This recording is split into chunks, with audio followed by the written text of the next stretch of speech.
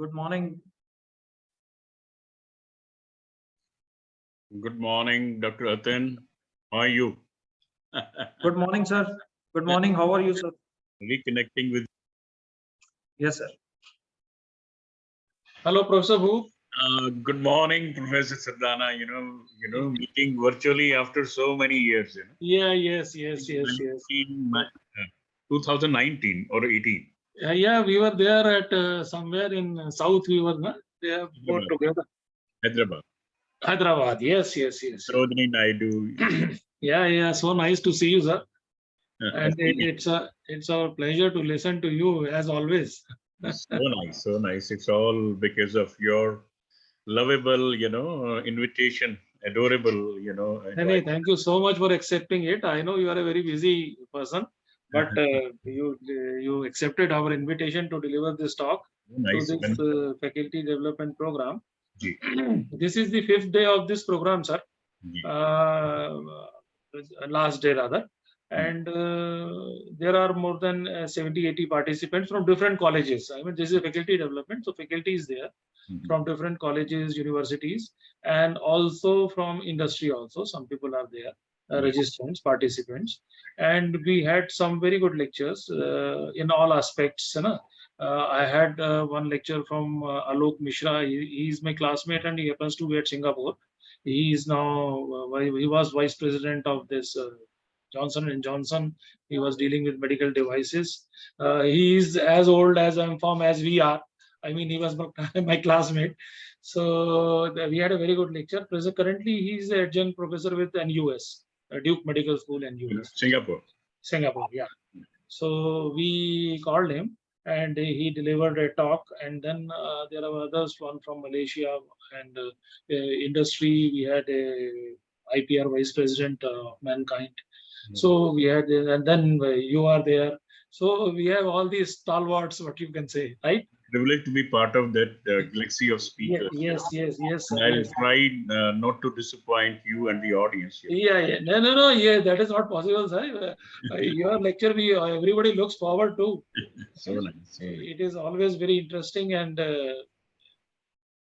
knowledgeable. I mean, people gain a lot of. I asked Dr. Aten and Pradeep, the topics which normally I talk to, to the audience, quality by design, biowaivers, and they opined that all these are, specific topics, although technologically, fitting into your domain, but specific topics may not be of interest to the entire audience, because yes, because yes, this is your topic is relevant to all. So that's why we chose because this. We have few PhD scholars also, and this will be quite relevant. And even if you would have spoken on QVD, it is not that is not relevant to person. It creates interest. Because if you don't listen to other things, what others are doing, you don't get interested into it. So maybe it is not your area, but I believe that you should have a feel of everything, so that someday you may be interested in it. And what others are doing, what is the latest in that area also. So that could have been important, but we will have another this thing. We have some conference or something, then we will invite you physically. And then you come stay with us. This Gurugram campus is very serene and it is in the base of Aravali's. It is 110-acre campus with beautiful flora and fauna. And many bird species are there. And it's a sort of very cool living here. And there is no Gurgaon pollution. This thing, it is very good as far as this air quality is concerned. We have an air monitoring station also here. So quality, so it gives the 20-25 parameters daily, what is the quality of air. So there is a huge difference between the Gurgaon air and this place. So this is a wonderful 1-2 days retreat.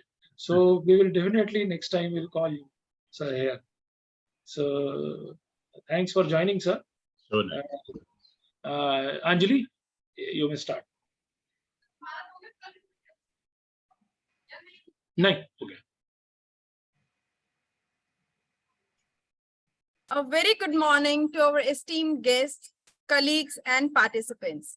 Today, as we gather here on the concluding day of our FDP, I am filled with a mixture of emotions. There is a sense of accomplishment, gratitude, and eagerness. We dove deep into the dilemmas of pedagogy, emerging technological advancements, and much more.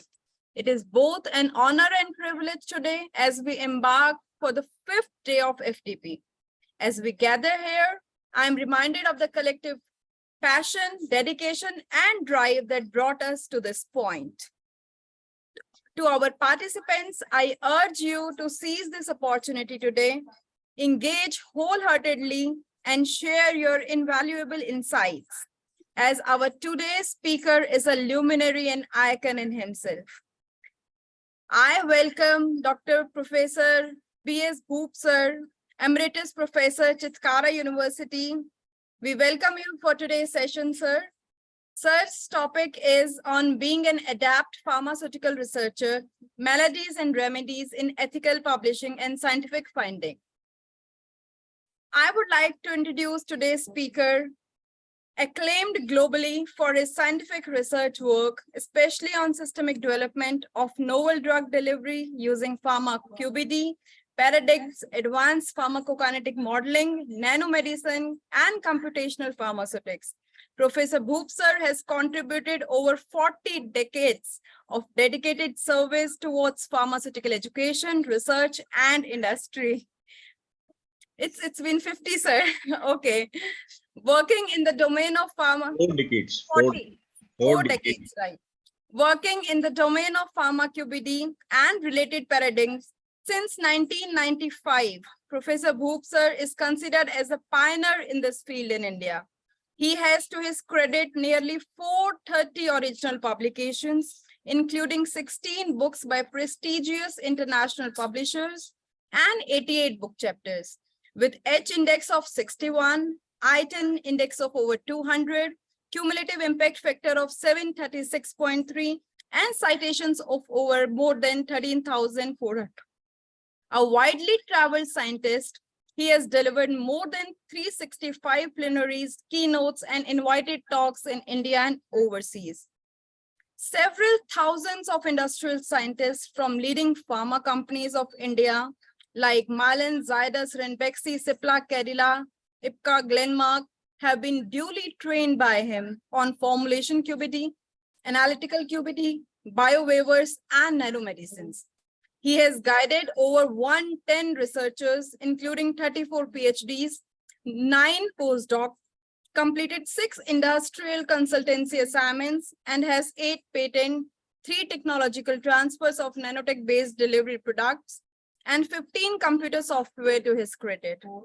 He has earned research grants of over 7.30 crores from the government and corporate sectors. Based on his career-long published work, he has been adorned among the top 2% scientists across the world by Stanford University, USA during 2020, 2021, 2022, and 2023, both on lifelong and last 1 year's performance.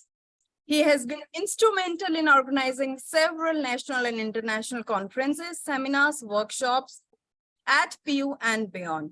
His work has fetched Professor Bhoop, sir, with numerous awards and accolades like Leading Educator of the World, Pharma Personality Award, Shiksha Ratan Award, Innovative Scientist Award, QBD and Product Performance Award, Outstanding Scientist Award, APTI Best Pharmacy Teacher Award, and the list continues. At Punjab University, he has been chairman, University Institute of Pharmaceutical Sciences, fellow and member, University Senate and Syndicate, Dean Faculty of Pharmaceutical Sciences, and Dean Alumni Relationships. He has also been the coordinator of UGC Center of Advanced Studies in Pharmaceutical Sciences in 2011 to 18, and founder, coordinator of National UGC Center for Excellence in Nanobiomedical Applications from 2011 to 2020. Very recently, Professor Bhoop, sir, has started serving as Emeritus Professor of Chitkara University, Innovation and Research Network, and Chief Mentor of Chitkara College of Pharmacy. On the basis of his exemplary accomplishments, Mr. Hamid Ansari, the then Vice President of India, nominated Professor Bhoop, sir, to University Senate as its fellow in 2011, Professor Ved Prakash, the then chairman of UGC, conferred upon him honorary fellowship of Punjab Academy of Sciences in 2017, and the apex pharma body, Indian Pharmaceutical Association, honored him as an IPF fellow in 2018.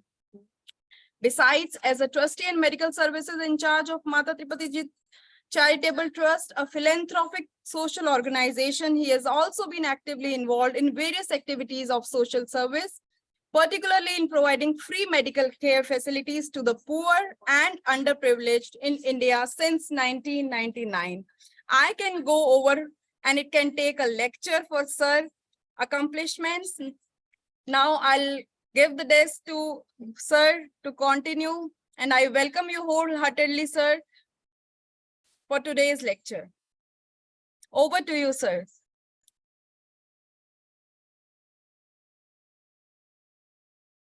Sir, you are muted. Your voice is not coming.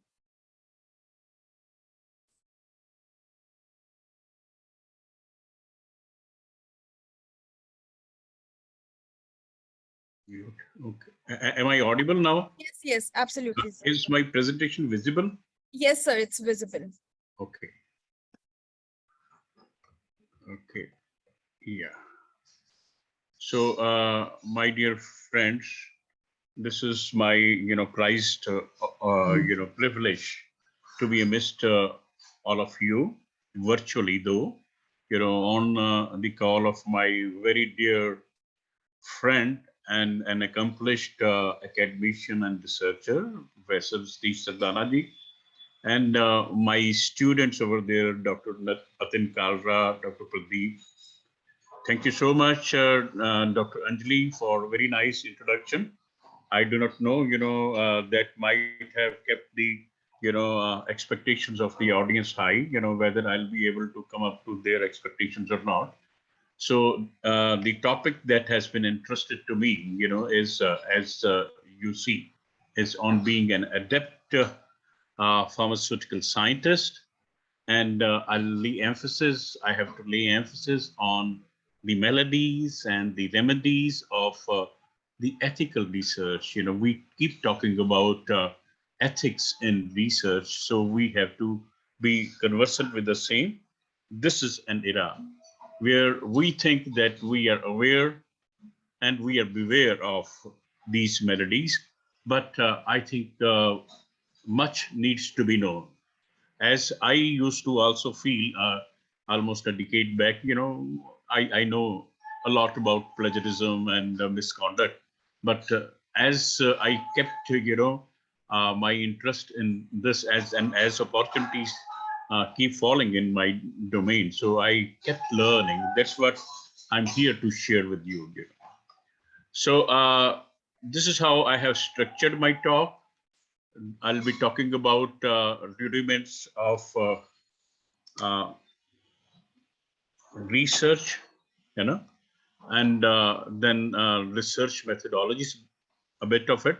Then why to publish research, what are the ethical and unethical publication practices, how to avoid unethical violations, and how to focus on the ethical part of it. My experiences I'll be sharing at the end, and then I'll be, giving a brief outline of what we shared. So what it is, research, according to me, is to find something novel, something innovative, which is not known in literature. Maybe it's the published literature, patented literature, or virtual literature. Or to it is extend the human knowledge and know-how from what is currently existing in the literature. Or to present or publish the already known facts and figures through a different set of mind, different set of applications. Thalidomide, once an abundant drug, is a drug again. Aspirin, which was used as an antipyretic and analgesic and anti-inflammatory, is being used for different purposes today too. Its repurposing of the drugs is, publishing and patenting in a different way. It is letting deciphered in a different way. This is another area of research. What it endeavors for, what it aims for, to gain familiarity with the phenomenon, to portray the characteristics of a group or situation or an individual, to determine the frequency with which a phenomenon tends to occur, to identify cause and effect relationship between various variables. In science, we are majorly concerned with the fourth, cause and effect relationship. And there are various kinds of research: observational research, participatory approach, archival research, correlational research. So observatory research or observational research, we come across in sciences in the dry lab experiments or wet lab experiments. We tend to perform various studies, and the outcomes we tend to decipher, we discuss, and the pros and cons, and we have to have an eye where maximal information can be obtained in minimal experimentation. Participatory approach, this is usually restricted to the social sciences, where various kinds of questionnaires are filled through various approaches, and those surveys are then analyzed. Archival research, where the history is looked into, maybe history of science, history of pharmacy, as late Professor Kishan Singh from our former institute, University Institute of Pharmaceutical Sciences, used to do. Correlational research, where one variable is, dependent variable is tried to be correlated with one independent or more than one independent variable. So this is normally, again, coming across in sciences, social sciences, mathematics, psychology, etc. And every kind of research, correlational research is taken care of. And how it is executed, I think I'm not going to, devote more time on these themes, and I'll come to the point, in a couple of minutes, that we carry out review of literature, develop thesis yet to be. That's very important. Develop the hypothesis, thesis which is not yet thesis, which has not yet been proved. We tend to assume something based upon some rationale, some logic, some already known findings, and we develop a sound hypothesis, prepare a research design, collect the data experimentally, of course, execute the project and analyze the data statistically and otherwise, and then we test the hypothesis, in the light of the data which we obtained. If the hypothesis is accepted, the purpose is served. If the hypothesis is rejected, the purpose is still served. Because we in the science are trying to unravel the truth. So whether we accept or reject the hypothesis, either way, it's a win-win kind of situation. So we have to be very truthful and scientific and conscientious in our approach, and then discussion and the preparation of the report or thesis. This is how research plan is executed. So my dear friends, theory leads to hypothesis. Hypothesis leads to observations. Observations once obtained, leads to acceptance or rejection or partial acceptance or partial rejection of the hypothesis. Whatever is the outcome, once it is reported, it adds to the already existing theory. So the cycle goes on and on. It does not matter whether we, lay the hypothesis that the hen came into existence first, or it's the eggs that came into existence first. Whatever we tend to presume, whatever we tend to hypothesize, we have to lay the sound hypothesis, and we have to start working on the various principles and techniques and approaches to either accept or reject the hypothesis. So there are, in this process, there will be some errors, which will be committed.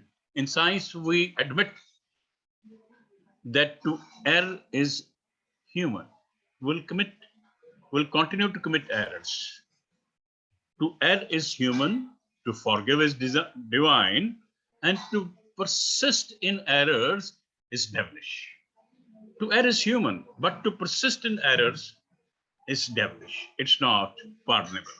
So we'll continue to commit honest errors, unintentional errors, and which could be many a times unavoidable, negligent errors which should be avoided, which there should not be negligence. One should have meticulous, systematic, immaculate kind of approach, and then deliberate errors, which are no way pardonable. These are intentional errors, and the guy should be booked. Whosoever is committing the deliberate intentional errors, these are certainly avoidable and not pardonable. So coming to the publishing of research findings, after the outcomes are obtained, the errors have been realized. There are. I am going to quote two people, two accomplished people. One is a scientist, great scientist, Whitesides. Another is a great a social scientist, Miller. So Dr. Whitesides, who was, nominated for Nobel Prize, I think thrice or four times, said a paper is an organized description of hypothesis, data, and conclusions intended to instruct the reader. If your research does not generate papers, it might just as well not have been done. This is very important to, emphasize. If your research has not generated papers, has not generated patents, I must add, it's as good as having been, put to the drain, or put to the dustbin, garbage bin. So it has not become part of the scientific mainframe. Adding to show the Ganga may not serve the purpose. The thesis being added to, you have to add to the, a scientific frame by publishing it across the world. If it wasn't published, it wasn't done. Miller, the social scientist, says in the same voice. So publishing is very, very important, and publishing is a team effort. It requires editors, reviewers, and the authors. All are to work in unison for getting our work published or otherwise. So what is publishable? Original and significant findings, organized and well-written papers, concise, terse, yet complete manuscripts, holistic papers, but terse papers. It should not be, taking, pages and pages of unnecessarily and redundant data as well. What is not publishable? Routine extensions of the previous works, incremental or fragmentary reports, poorly organized papers, or verbose, where very flowery and very ornamental kind of English has been used, and unnecessarily, not to put the point across, but to just, circumnavigate around the point, and manuscripts with unnecessarily or poor quality illustrations, and the papers which are, I think, ethically not acceptable, these are not publishable. And the peer review is a very important part of the same. So in this case, the reviewers should provide speedy, accurate, courteous, unbiased, and justifiable reports. Many of you may be reviewers. I think I've been reviewers of nearly 80 to 100 journals. I have not counted any. I'm already on the editorial board of almost 40 journals, but reviewers, so many. So we tend to look into this aspect. But one important aspect I must like to emphasize over here, many times, the journals ask you to, recommend the reviewers, and what we are normally, enticed and allured to do is look for these, the reviewers in our, friend circle, in our relative circles, in our, kith and kin. But, I have observed the feedback which comes from the kith and kin is not worthy of working on. It's always biased. And to my surprise, when I also, in the very first instance, tended to recommend my friends as reviewers, I thought, I'll be getting very positive, very favorable feedback. I found it otherwise, out of envy and jealousy, because the process is anonymous. Don't know who is the reviewer, and it used to contain unnecessary, kind of queries, which used to, you know, and, tarnish my time, which used to squander my time, as well as energies, as well as focus. And sometimes, it used to lead to the rejection of the manuscript because those are so voluminous in nature. है So I would propose that, you should recommend only the genuine reviewers who are experts in the field, to get the genuine feedback which can improve upon the manuscript quality in due course of time. So until the paper gets accepted, you see, it has to cross through many hurdles, as this guy is, trying to, accomplish the same. Elsevier in 2008 or 9, questioned to itself that the largest online publisher is asking whether there is any crisis in publishing ethics. And then it answered itself, that we have observed Elsevier 2 lakh of the 17 million articles, 2 lakhs means 0.2 million amongst the Medline database are, duplicates, are plagiarized, totally plagiarized. And that was reported in Nature in 2008, January. And possibly 70 articles of one professor, Petium Chiranjeevi of Sri Venkateswara University between 3 years, are again plagiarized. And when I presented these, this kind of, whenever I, make presentation, I have been talking about this topic almost for the last 8-10 years. But each time I, talk, I tend to improvise my presentation drastically. Each time I tend to update and improvise. When I, this fact was presented in FDP in Chandigarh. So one of the guys rose up, sir, you are unnecessarily demeaning my university. I'm from Sri Venkateswara University. And it's a prestigious university. Today, under NIRF, it ranks amongst the top 30, 40 universities. So it's a prestigious university. It's an ethical university. You are unnecessarily, accusing my university. In fact, these are the documented facts. I'm not against anybody. I'm not against any university. These are the documented facts. You can verify yourself, or I'll re-verify, and we can communicate through email. This is my email ID. We can communicate. I'm sorry.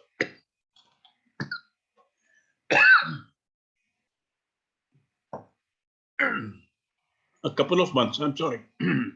A couple of months later, I got an email from the same guy. Sir, I'm this guy. So, and I intervened in your discussion in an FDP at Punjab University. I verified the antecedents of Dr. Petium Chiranjeevi. He was head of the Department of Chemistry. And he was first suspended and then asked to either resign, and if he doesn't do so voluntarily, he'll be, rusticated from the university. He'll be, debarred from the university to act as a professor. So because of the inquiry committee finding out all those charges as relevant. So he told me, and he apprised me of certain facts. So this is what's happening. This is what, provoked Elsevier in 2008. And the cases of plagiarism and unethical practices came to light. This is around 15 years back. But till date, the level of awareness amongst the researchers and the scientists is partial. I must not say they are unaware, it's partial. So let's try to fill the gap. So the possible academic manipulations could be plagiarism, not only plagiarism, self-plagiarism, fabrication, deception, ghostwriting, bribery, cheating, sabotage, professional misconduct, salami slicing, mosaic plagiarism, and bare assertions. I'll take one by one each one of these. Plagiarism, I think everybody knows, reproduction or adoption of the original creations without acknowledging the original ones. If you acknowledge, it's no more plagiarism. Self-plagiarism, you are, publishing the same content under different titles or in different, periodicals. Fabrication, you are making up data, to get it published.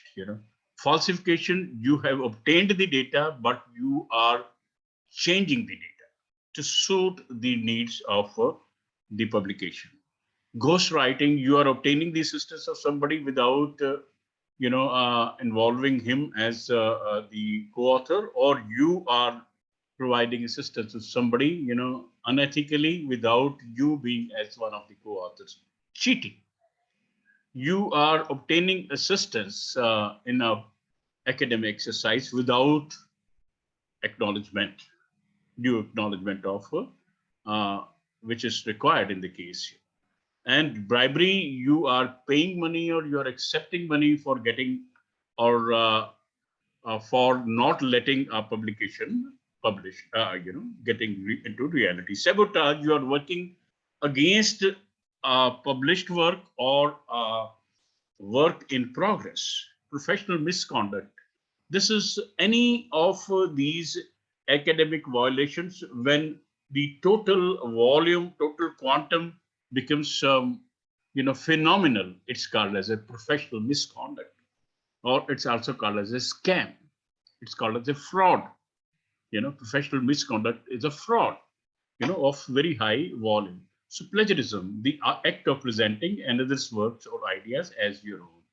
So it ranges from unreferenced, unacknowledged use of others' published ideas, including research grant applications, to new authorship of previous publication, even in a different language. अगर आप already publish किसी work को संस्कृत में या पंजाबी में या तमिल में या French में छाप देते हैं, तो it doesn't mean that you are away from plagiarism. As long as the gist of the contents is the same, it is a plagiarized paper.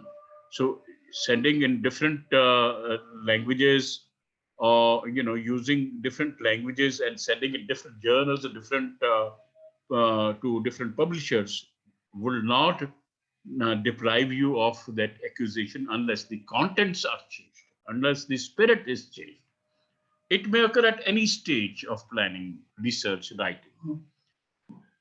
All sources need to be disclosed. To cut long story short, even one of our own research grants, I and my colleague wrote research grants around 25 years back. DST TIFAC grant of a couple of crores for establishing Drug Information Center at University Institute of Pharmaceutical Sciences, Punjab University, Chandigarh. But till next couple of years, we didn't hear from DST TIFAC. Emails never existed at that very time. Phones were not answered. Those were the days of landline numbers only.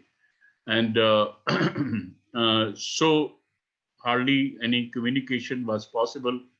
We tried to visit DST TIFAC and find out the status, but still the status was not known. 3 years later, approximately, one of my former students who did his B.Pharm from University Institute of Pharmaceutical Sciences, he calls me, "Sir, I am employed at Delhi. Do you know, sir? Like, I didn't know. So thanks for updating me. Sir, I wish to meet you, but I'm coincidentally in Chandigarh. But I wish to seek your personal time and wish to meet you. Like, I'm keeping a very busy profile today, so can we meet tomorrow?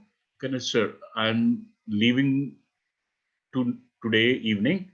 So I somehow, I wish to seek your 15, 20 minutes. This is very important for me and for you too, sir, to know. मैंने कहा आ जाओ, okay, anyway, so when he entered, and I said, sir, please excuse me, there used to be, as per your research scholars and students always sitting in my room. So we were having some discussions, and he asked the pardon of my associates and said, there is some confidential matter which need to be discussed, and he closed the door and bolted it from inside and shared that, sir, sometime back you and Dr. Dutt applied for some DST typhoid grant. Okay, yes. How do you know about this, sir? Sir, I happened to see that proposal. How come you, as a student, see the proposal? The meeting for DST TIFAC and selection panel was held in my institute, in my university. I do not wish to name that university. So, and my guide was, a local joint coordinator for the same, and he, both of the joint and the coordinator approached DST TIFAC in the final phase of their meeting. Sir, हम इतना कर रहे हैं, हमारे लिए भी कोई, because they were distributing liberal grants, हमारे लिए भी कोई grant हो सकती है? कहते, you haven't applied. Had you applied, we could have thought, So one of the selectors told, yeah, there are so many proposals around. Do apply right now. We'll take up, I'll see to it that we'll take up in the back date. Those were the days when computer based, input systems were not there. So somehow, that's what my student, Sarabjit, told, Dr. Sarabjit told me, that, we were handed over your proposals at Drug Information Center. And the selector told that is updated and modulated as per the needs of your university and submitted to us. That's what it was done. Our proposals was rejected and theirs was selected, approved. And a few months later, I happened to visit that university as the examiner. I saw, 60, 70 computers stacked in their library. I wonder what for this, the other guy didn't know about my proposal, etc. So ये कुछ drug information center बन रहा है हमारे यहाँ पे, पर computer तो किसी को आता नहीं है यहाँ पे, है ना? I'm talking about the late 80s, or early 90s. So this can happen anytime. Now, I, as the reviewer of several grant applications, many a times, I may have gone through this idea. Yeah, excellent proposal somebody has written. So why shouldn't I reject this proposal and keep this idea for my research team? Sometimes this unscrupulous, unethical idea, crosses my mind too. I'm a human being too, but I reject this thought, and normally I come back to the same conscientious level. So this can happen at the level of the project proposal as well, from the planning till the execution. So plagiarism is an act to write or present somebody else's work as your own. So now this guy tells, if you cut and paste it will be considered as plagiarized. That's why the right guy told, I did not cut and paste. I printed it and then typed it in. It's not plagiarism. But my dear guy, my dear fellow, even if you copy it, paste it, or even if you print it in the same language, it is a case of plagiarism. It's plagiarism. Control X, Control V, Control C, Control V are the keys, that prompt us towards plagiarism. Originality is the key in plagiarism. This guy, asks his teacher, "What do you mean all my facts are wrong? I copied everything straight off the internet. How could these be wrong?" The madam is smart. The facts are wrong because you have copied it in totality. So had they been original, madam would have given good grades. But had these being the copied, so F grade has been awarded. Similarly, this guy, complains to his father, "My teacher gave me an F on my report. She accused me of plagiarizing off the internet." "That is outrageous," the father tells. "I'll get that teacher fired. I stole that report years ago from National Geographic magazine and got an A on it. And now the same report, I'm copying it for you, or years later." So now it is a case of plagiarism, same copy. Today, the awareness is, phenomenal. You cannot do so. Many of us must be parents.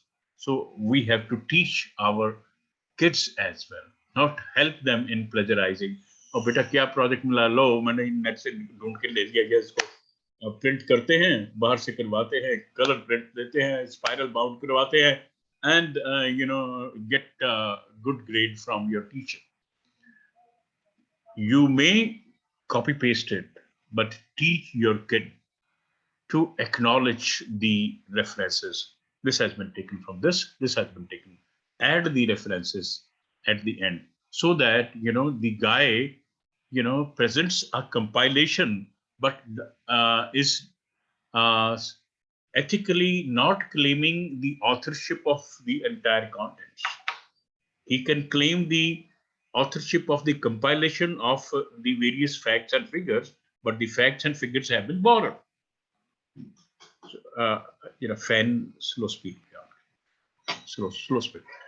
So similarly, so we have to be very vigilant. Now the left guy is telling, "I'm here because of the automobile theft in the jail." And what about you? "I'm here because of plagiarism." Look, the dress code on the left guy's back has been plagiarized by the right guy. आते नहीं जाती. Now, plagiarism is not on the text only. The idea, the painting idea is being copied. So this too is a case of plagiarism. The first guy who tweeted in Twitter almost less than 2 decades ago, he wanted to sue all of those guys who followed him for plagiarism. He wrote, "I'm having coffee." Another guy wrote, "I'm having coffee too." The third guy wrote, "I'm having filtered coffee." The fourth guy wrote, "I'm not having coffee, I'm having tea at my place." Fifth guy wrote, "No, coffee, I'm having coffee with biscuits. Do join us." So everybody wrote, because it was the first, new such kind of chat, platform. So everybody wrote, similar sense. So he sued all of them that they have plagiarized me. The judge told, "It's not a case of plagiarism, my dear friend, because it's not unusual information. It's a routine matter. If a routine matter is copied, it cannot be considered as a case of plagiarism." So people have their own definitions as far as plagiarism is concerned. Now, these are fraternal identical twins. The left one is 3 minutes older to the right one. So she writes herself as Control C. The right girl writes herself as Control V. Copy paste, So this is the definition they are demonstrating. This guy tells Papa what I called creative recycling. Unfortunately, school called it plagiarism. Creative recycling. Look at the definition. And it's not called plagiarism anymore, madam. It's called as pre-packaged originality. It's original, but pre-packaged originality. Look at the definition. And this definition, I think holds good in the minds of so many. Stealing from one person is plagiarism, but stealing from so many is research.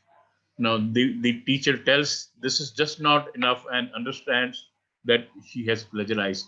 But the girl tells, sir, this is from your own book. Even if it is from sir's book, since it is copied, it's a case of plagiarism. Plagiarism, the student asks the teacher, but my roommate gave me the permission to use his paper and said, I don't have to cite him. Even if you have got the verbal permission, it's a case of plagiarism. And the guy tells, this paper sounds a little like that article which we read last time. Well, what can I say? Great minds think alike, my dear friend. So even if everybody may be thinking, or many people may be thinking similarly, but they cannot think and express analogously, exactly analogously. So plagiarism cannot be accidental. It has to be deliberate. Really, someone told that it's not plagiarism if they are dead, if the original authors are dead. This is another definition. One gets tempted to plagiarism very easily. This girl, oh no, I forgot that 12-page paper assignment, which is due for submission tomorrow. If I don't copy it, I will fail. So that is the only option left, to plagiarize. The boss tells, I need you to do a presentation on the topic of plagiarism. If you don't have time to prepare anything, just steal something off the internet. So he's advocating the route of plagiarism to prepare a presentation on plagiarism. I downloaded my essay from the internet, The Perils of Plagiarism. Look at the approach. How important are ethics in today's society? That is the topic. And look how ethical are the examines. Self-plagiarism. It is submitting the same work for credit of publication in 2 or more, journals, 2 or more periodicals, or using the same kind of work time and again to get different credits. Here, Hillary Clinton is quite ecstatic, knowing that his contender, his competitor, Barack Obama, who was contesting for the presidency candidacy amongst Democrats for US election against Hillary Clinton, used the same speech twice. He was accused of using the same speech twice, which was not found to be correct later on. But she is very happy that now this guy is, held up in the case of self-plagiarism. Good afternoon, Sam. I'm glad you are here. I'd like to get an update on your progress with the research manuscript. As you know, tomorrow is the deadline for submission. Oh, no problem. It will be ready by noon tomorrow. This manuscript is very important. Do you have any questions about any of the sections? Well, yes. I used the university plagiarism detection software and found some sections with a high match rate. The background section has a 60% match rate with another article, and the results section has a 40% match rate. Oh, what were the sources of the matches? Both were articles that you were listed as a co-author. Yes, I copied and pasted some of the content from those articles. Since I wrote those sections, it is fine. According to the information in my research integrity course, this is still considered plagiarism and is classified as self-plagiarism. Any content Now here, the student is teaching the old-fashioned teacher. Old-fashioned teacher didn't know that it's case of plagiarism because she's copying the contents of her previously written and published papers in a subsequent paper, thinking that the previous papers were her own. So the guy tells that the student tells the madam that it's a case of self-plagiarism as per the research integrity course, which he undertook while he was a student. So our level of awareness is improving, is increasing. My chemist friends, keep talking about the problems that if the same synthetic procedure which we reported in the previous journal is to be reproduced in the another, we have to use different language. Yes, that is the reality, the bitter reality of the time, because we are to justify our manuscript as free from plagiarism. We have to re-paraphrase, we have to rewrite that paragraph, even if the contents are to be analogous. We have to rewrite so that it's not called a case of plagiarism. Then there is another case, I'll share with you, very intelligent case, changing a few words here and there. One sentence, I'm exemplifying. The artist employed myriad colors to illustrate the transformation from the dream world to reality. So the scientist, the other scientist, the other person, researcher or other person used the sentence in a different way. He wrote, the painter used many colors to show the change from imaginary world to actuality. So instead of artist, it's painter, deployed, it's used, myriad in many, illustrate, it's show, transformation, change, dream world to imaginary world, reality to actuality.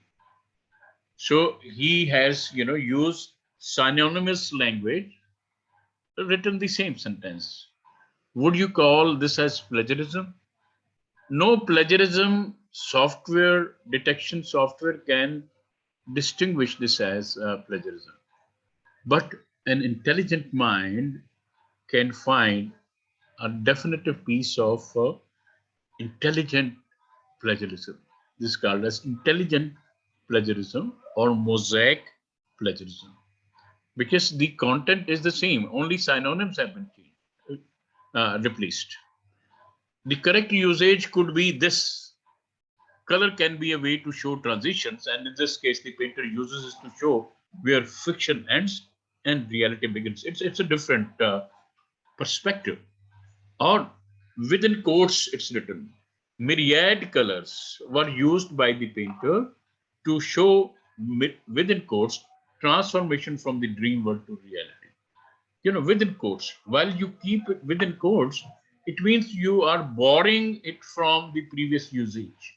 You are admitting, you are acknowledging, you are, telling that, yes, this is borrowed. It's not mine. So this, but the quotation marks, etc., are more prevalent in case of social sciences and languages. But in the sciences, quotation marks are not holding good anymore. How do I avoid plagiarism? Always reference the works of others, and put the words of others in quotation marks. Seek the necessary permissions whenever the information is colossal. Say some figures, some tables, some text. it can never be accidental. Plagiarism can never be accidental. The three types of information is always needed to be cited: the words, that's the text, the ideas, and the graphics. One doesn't need to cite the sources when it is your own information.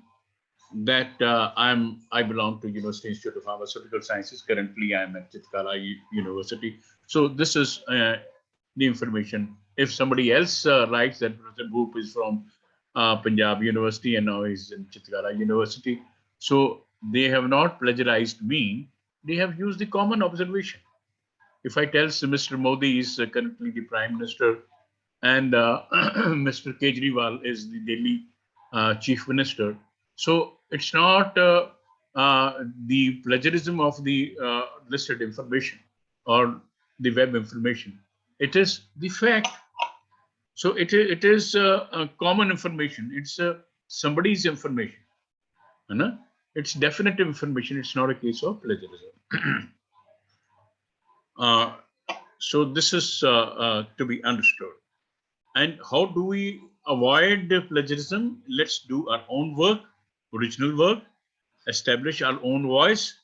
We should carry out our research carefully, and let's keep the copies of all our research manuscript and the research observations carefully with us, and a copy with the mentor if we are carrying out the research. If we are carrying out the research, a copy of the unpublished data should be kept with the guide. If we are the guide ourselves, mentors, then we should keep a copy with us as well as with these research student. So this is very, very important to avoid your work getting plagiarized. So three keys, I repeat: cite, paraphrase, and summarize. You must cite the previous literature from where you borrowed the information, and paraphrase, change the content, change the language, and summarize. These are some of the keys to make my point across. Source of something that you're writing, whether that source is a journal article, a website, a book, or whatever, you have two choices in terms of how you use that source. You can either quote from it using the author's direct words and putting them in quotation marks, or you can paraphrase from it. Let's talk about this word paraphrase. You've probably heard it explained to you as, quote, putting it in your own words. Well, that's about half right. Sometimes less, sometimes more. You see, whenever you paraphrase, you can't really put something completely in your own words. You can put it into your own phrases, your own sentences, because you will have to repeat certain key words. Let me give you an example. Let's look at this. The Great Mississippi Flood of 1927, which covered large portions of Arkansas, Illinois, Kentucky, Louisiana, Mississippi, and Tennessee under 30 feet of water, is considered the most destructive river flood in United States history. Citation, fatal flood. Now, if you're going to paraphrase that, you can't put it entirely into your own words. How else are you going to say Louisiana, or Mississippi, or Kentucky, or flood, or 1927? You have to use certain key words. So the issue is not putting something 100% into your own words. The issue is putting it into your own voice, your own phrases, your own sentences. Let's take a look at a good paraphrase of that quotation. In 1927, the Great Mississippi Flood drowned sections of 6 states, including Louisiana, and is still considered as the worst our country has ever known. Citation, fatal flood. So as you see, I repeated certain key words, and that's just fine, because I put it into my own sentence, my own phrases, my own voice. So as this professor is very, clairvoyantly and candidly explaining that when you re-paraphrase or paraphrase, some of the facts and figures of the previous work will be used, but they have to be used in a such a way that the sentence gets changed, and the the the essence also gets changed, although some of the information that has been there in the previous borrowed text has been reused. So one should be adept in this kind of, one should be expert in this kind of, art of the language. Language, we, the scientists, use English language, so we must be proficient and adept in English language. We must cite, but one must realize that almost all the ethical violations do get exposed, if not sooner, but later. Now, earlier you get an award on your work, unless it is detected, and later on, when it's detected as fraud, the same award gets converted to gets highlighted as a fraud, and you get societal denigration and the societal image dismissed amongst the masses. One such example is of Freed Zakaria. Freed Zakaria, India, Mumbai born, the media heartthrob of millions of the people in US, Europe, across the world. He was at one point of the time in early two, 2010, 2012, he was the highest paid media anchor, and the media and the book writer, book author. He was one of the highest paid, but till he was caught in a felony of in a crime of plagiarism. So he wrote one article, How Guns Won, in Time magazine, which was accused of using the contents from New Yorker magazine significantly. So he was part of CNN and Time magazine. So he had to be, dissociated immediately from both of these, Time as well as CNN. His career was doomed. He had to apologize. And the guy who used to be paid, the highest amount for his appearances, for his interviews, for his analysis, for his news analysis, for his news anchorship, for his authorship, now he was not being liked. Although a couple of years later, uh, the magazines like Washington Post and many others, came in, rescue of Fareed Zakaria, that it was not such a big mess which he has created. This he did, he didn't acknowledge a couple of the authors, considering that it is, self implying, self understood, but he should have done it. So, but he apologized it as a terrible but unintentional mistake, but career got doomed. I just looked into what he's currently doing. He is still writing. He's writing books, but his media appearances have been reduced from very, very highly frequent to highly infrequent.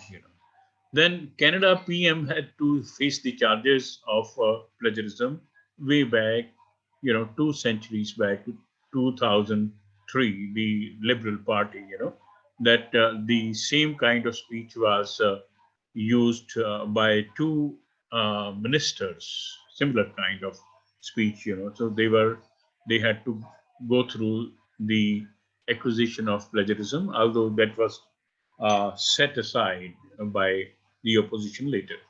Bush aide had to resign over the charges of plagiarism in 2008. His secretary had to resign. And in 2012, Dr. Manmohan Singh faced wrath of parliament when he was the prime minister because his principal scientific advisor, Professor C.N. Rao, Professor C.N. Rao is the second Bharat Ratna awardee scientist other than Dr. APJ Abdul Kalam. So he's the second scientist who has been awarded with Bharat Ratna. And a very great scientist. I have happened to have his darshan twice at Punjab University campus because he is a great nanotechnologist as well. He gave his forward to my 6-volume book series on nanobiomedicine as well.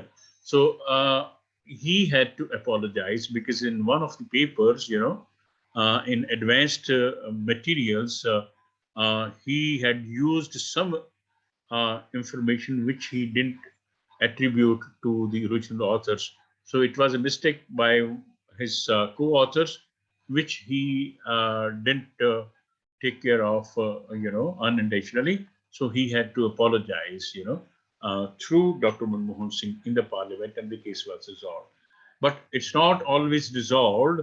Dr. R.A. Malshelkar, who was the Director General of CSIR, Council of Scientific and Industrial Research. There are, almost 50, 60 organizations like the CDRI, etc., which are governed by CSIR.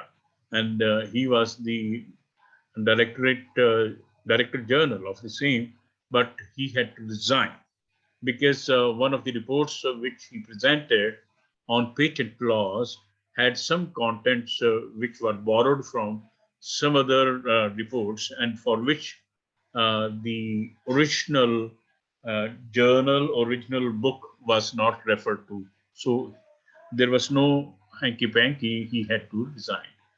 John Bon Jovi, those who are fond of listening to English music, they know about that. He had to pay 400 billion.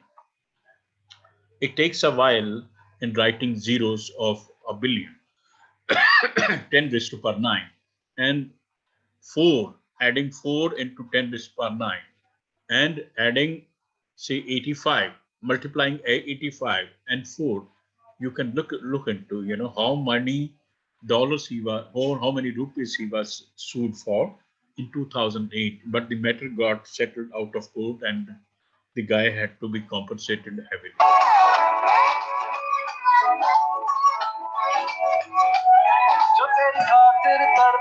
This is out of Shah Rukh Khan's movie, Zalima.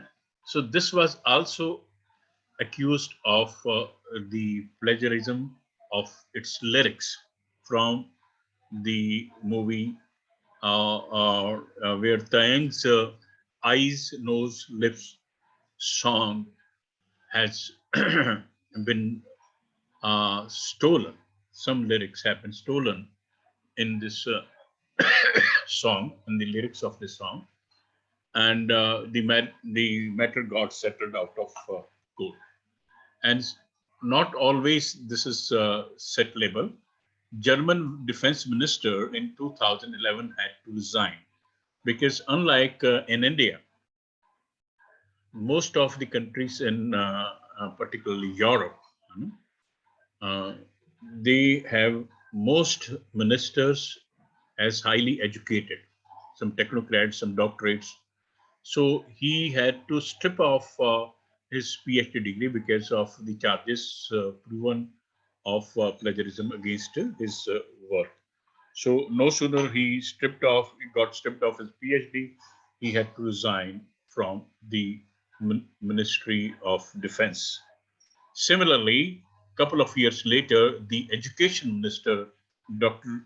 Annette Schwann, had also to resign after being stripped of her PhD degree likewise.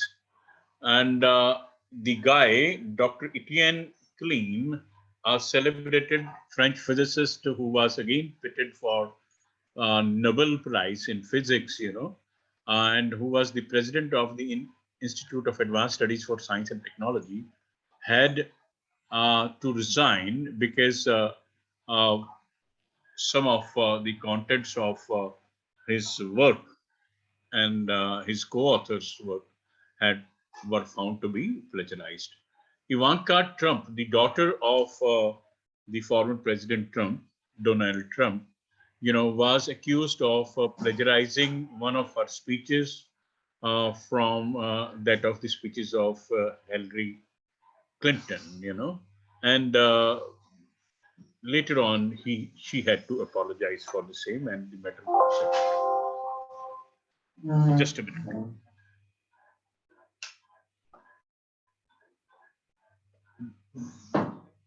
Then Dr. T. Santhanam was a computer science professor in 2017, had to again resign because his thesis, validation of a computer simulation model using spectral analysis, way back in 2001, was found partly plagiarized from a research publication, which was published as early as in 1974.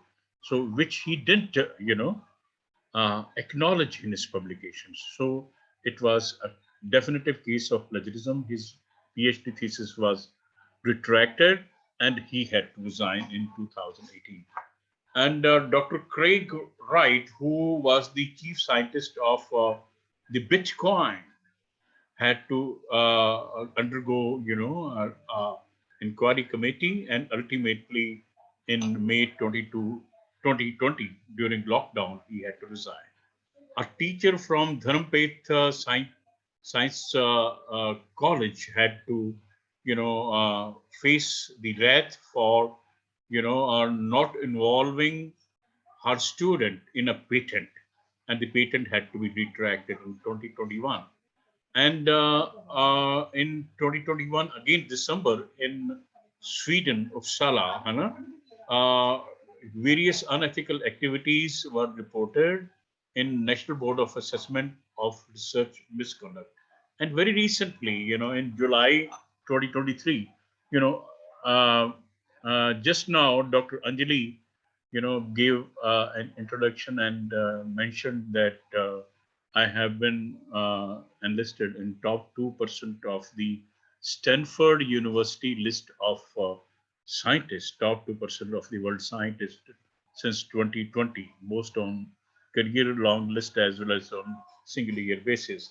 And the university, one of the most prestigious university, Stanford University in California and USA, you know, the president of the same, which is the president is equivalent to the chancellor, Dr. Mark Tessier Levigne, a neuroscientist had to resign because, he couldn't, justify the charges of unusual number of instances of the data manipulations, including plagiarism.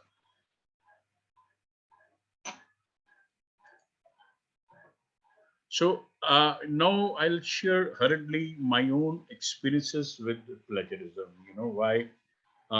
Where I had encountered some instances. Number one instance was this publication, way back in 2007, anti-diabetic effects of fenugreek alkali. This was my first case where I observed that this article seems to be identical with that of another article.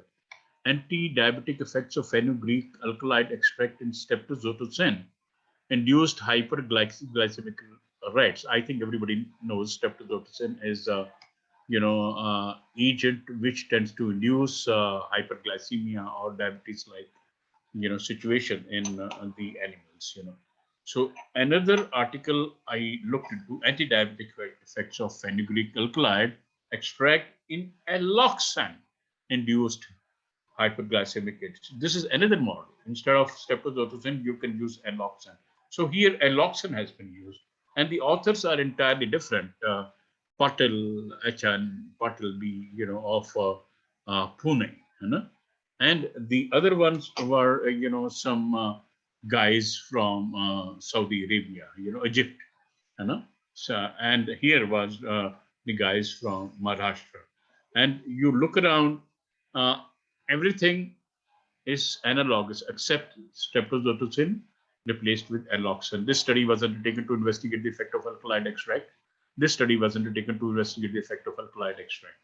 So it is quite analogous. So I got awakened first time with actual publication where plagiarism was used to such an extent. And I came to know that Dr. Patel et al., who published in FarmTech, International Journal of FarmTech Research, was debarred from publication in that journal or that group of journals. Case study 2. I was part of this case study. Please don't take it otherwise. I was part of the adjudicating committee. I investigated this case. A new generation of 7-chlorophorominocuronine antimalarial. Dr. Bhupendra Singh and Deepak Chetia, Dr. Deepak Chetia, they published this article in Indian Journal of Pharmaceutical Sciences and Drug Research, open access journal. And the paper having been accepted, the journal asked for 2,000 rupees as the publication charges. And Dr. Bhupendra Singh told that I'm not going to pay the charges because I'm unable to. And you had not asked for the same as a matter of principle. And now you're asking after the paper is getting accepted. Please consider my paper as withdrawn, retracted. I'll publish it somewhere else. So the matter was, closed.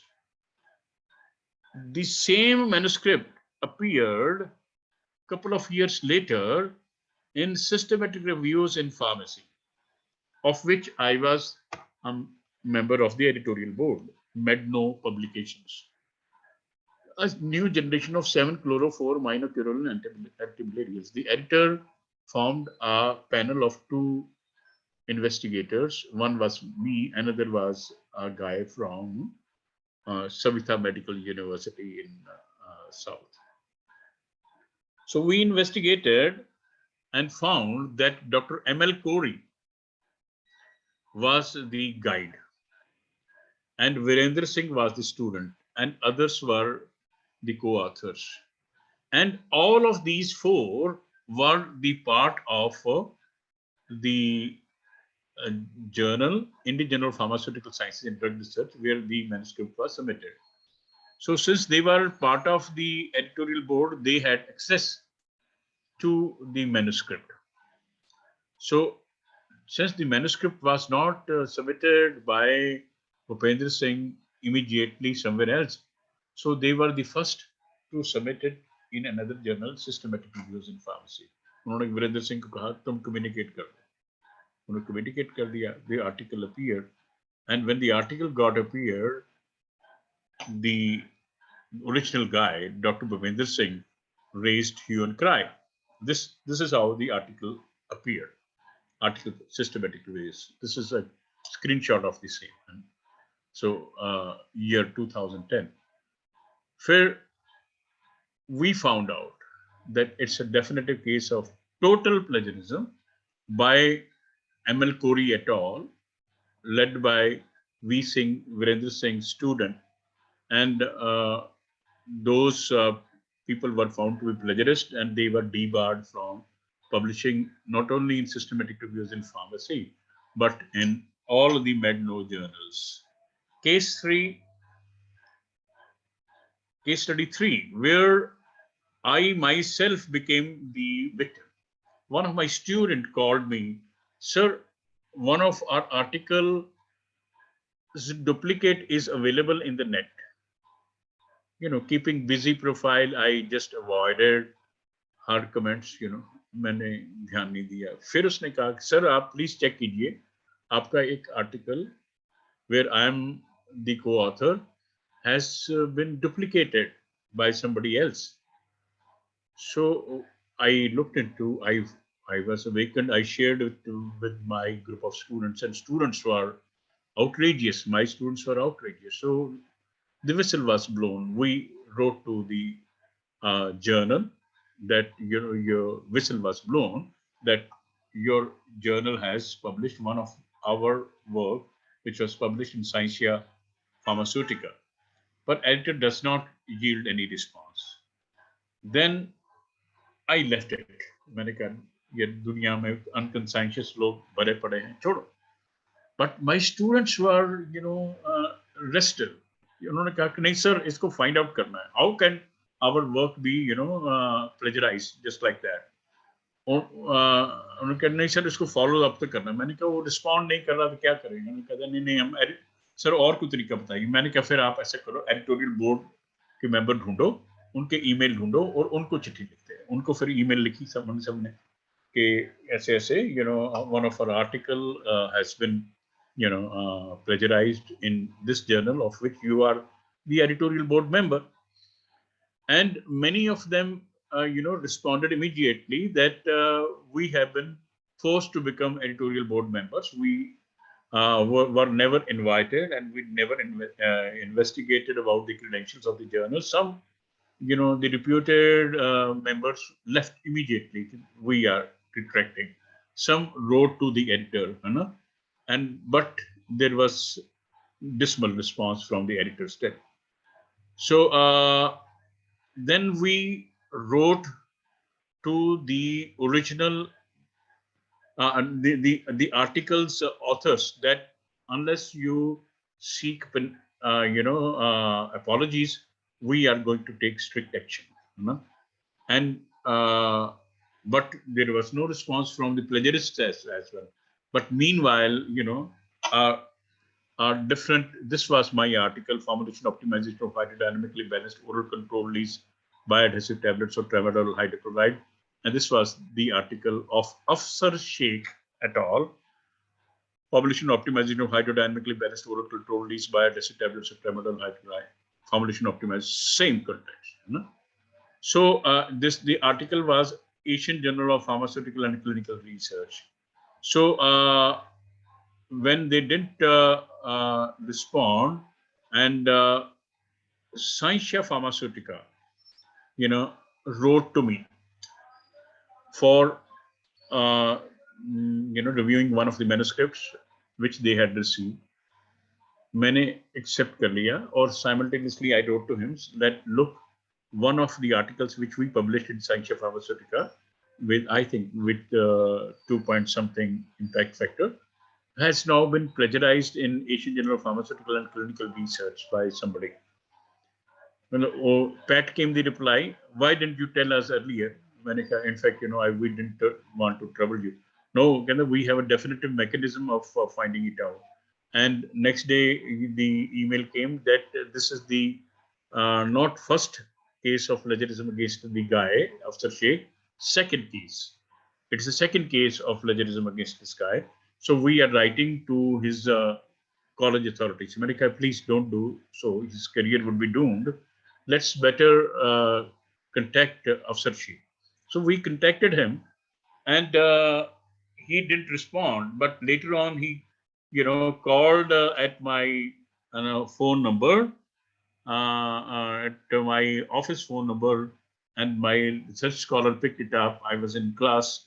He told, this is Afsar Sheikh, जिसका article आपके article के साथ coincidentally match कर गया. Look at, the guts of the guy, the unscrupulous guy, So I got his number. I threatened him, unless you tender an apology, I'll, see to it that your career is doomed.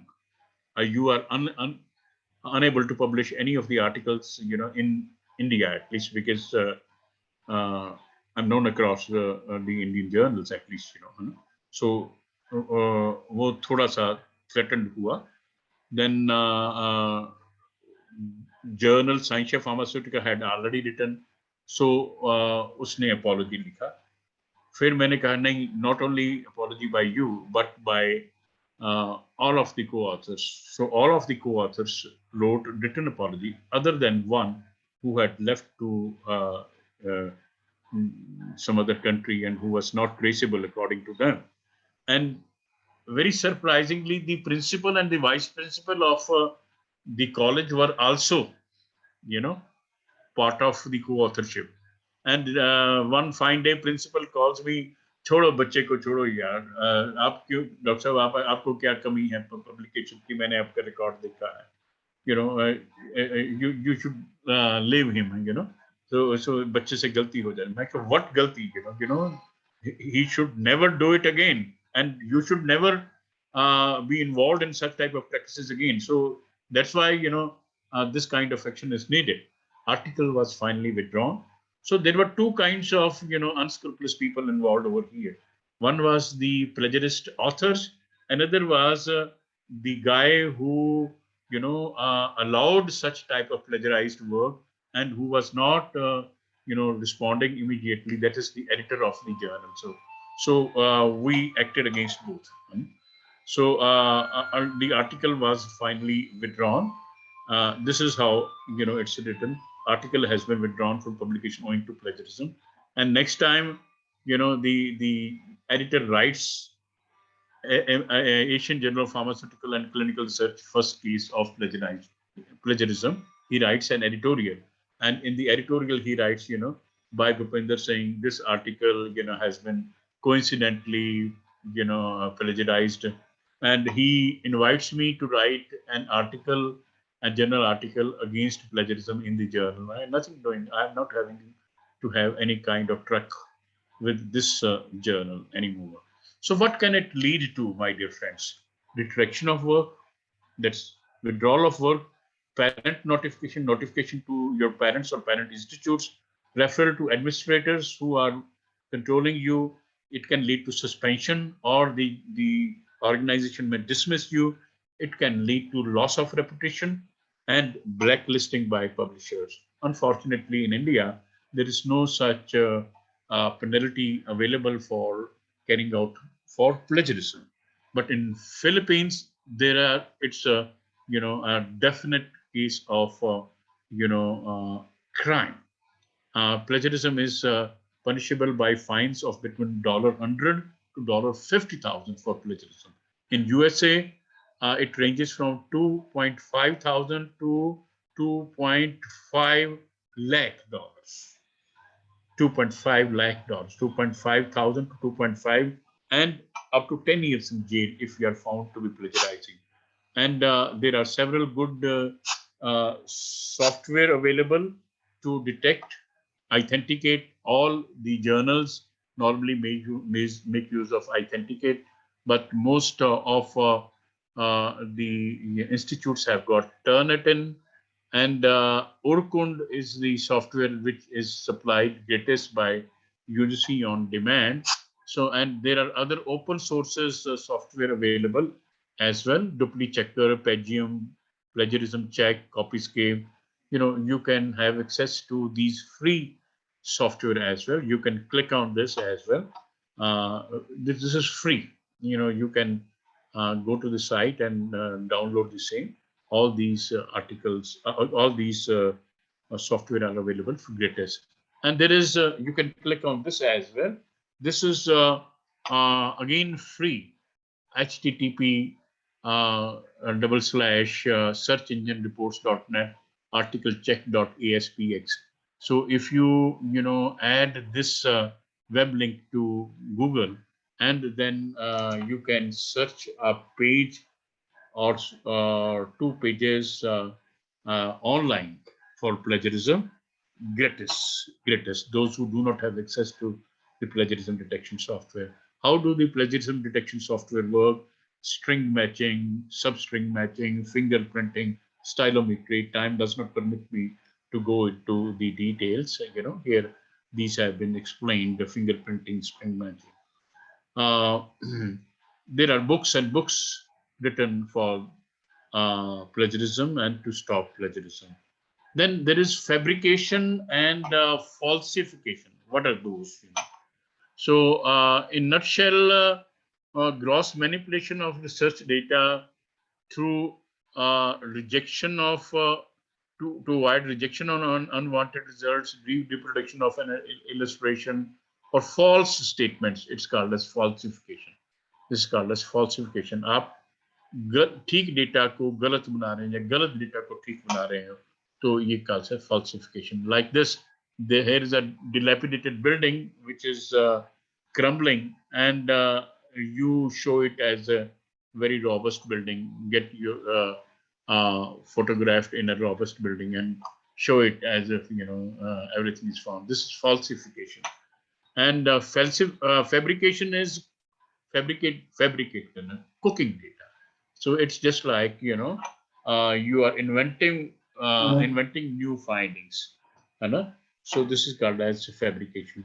So in nutshell, falsification, fabrication, and plagiarism, FFP, three major malpractices.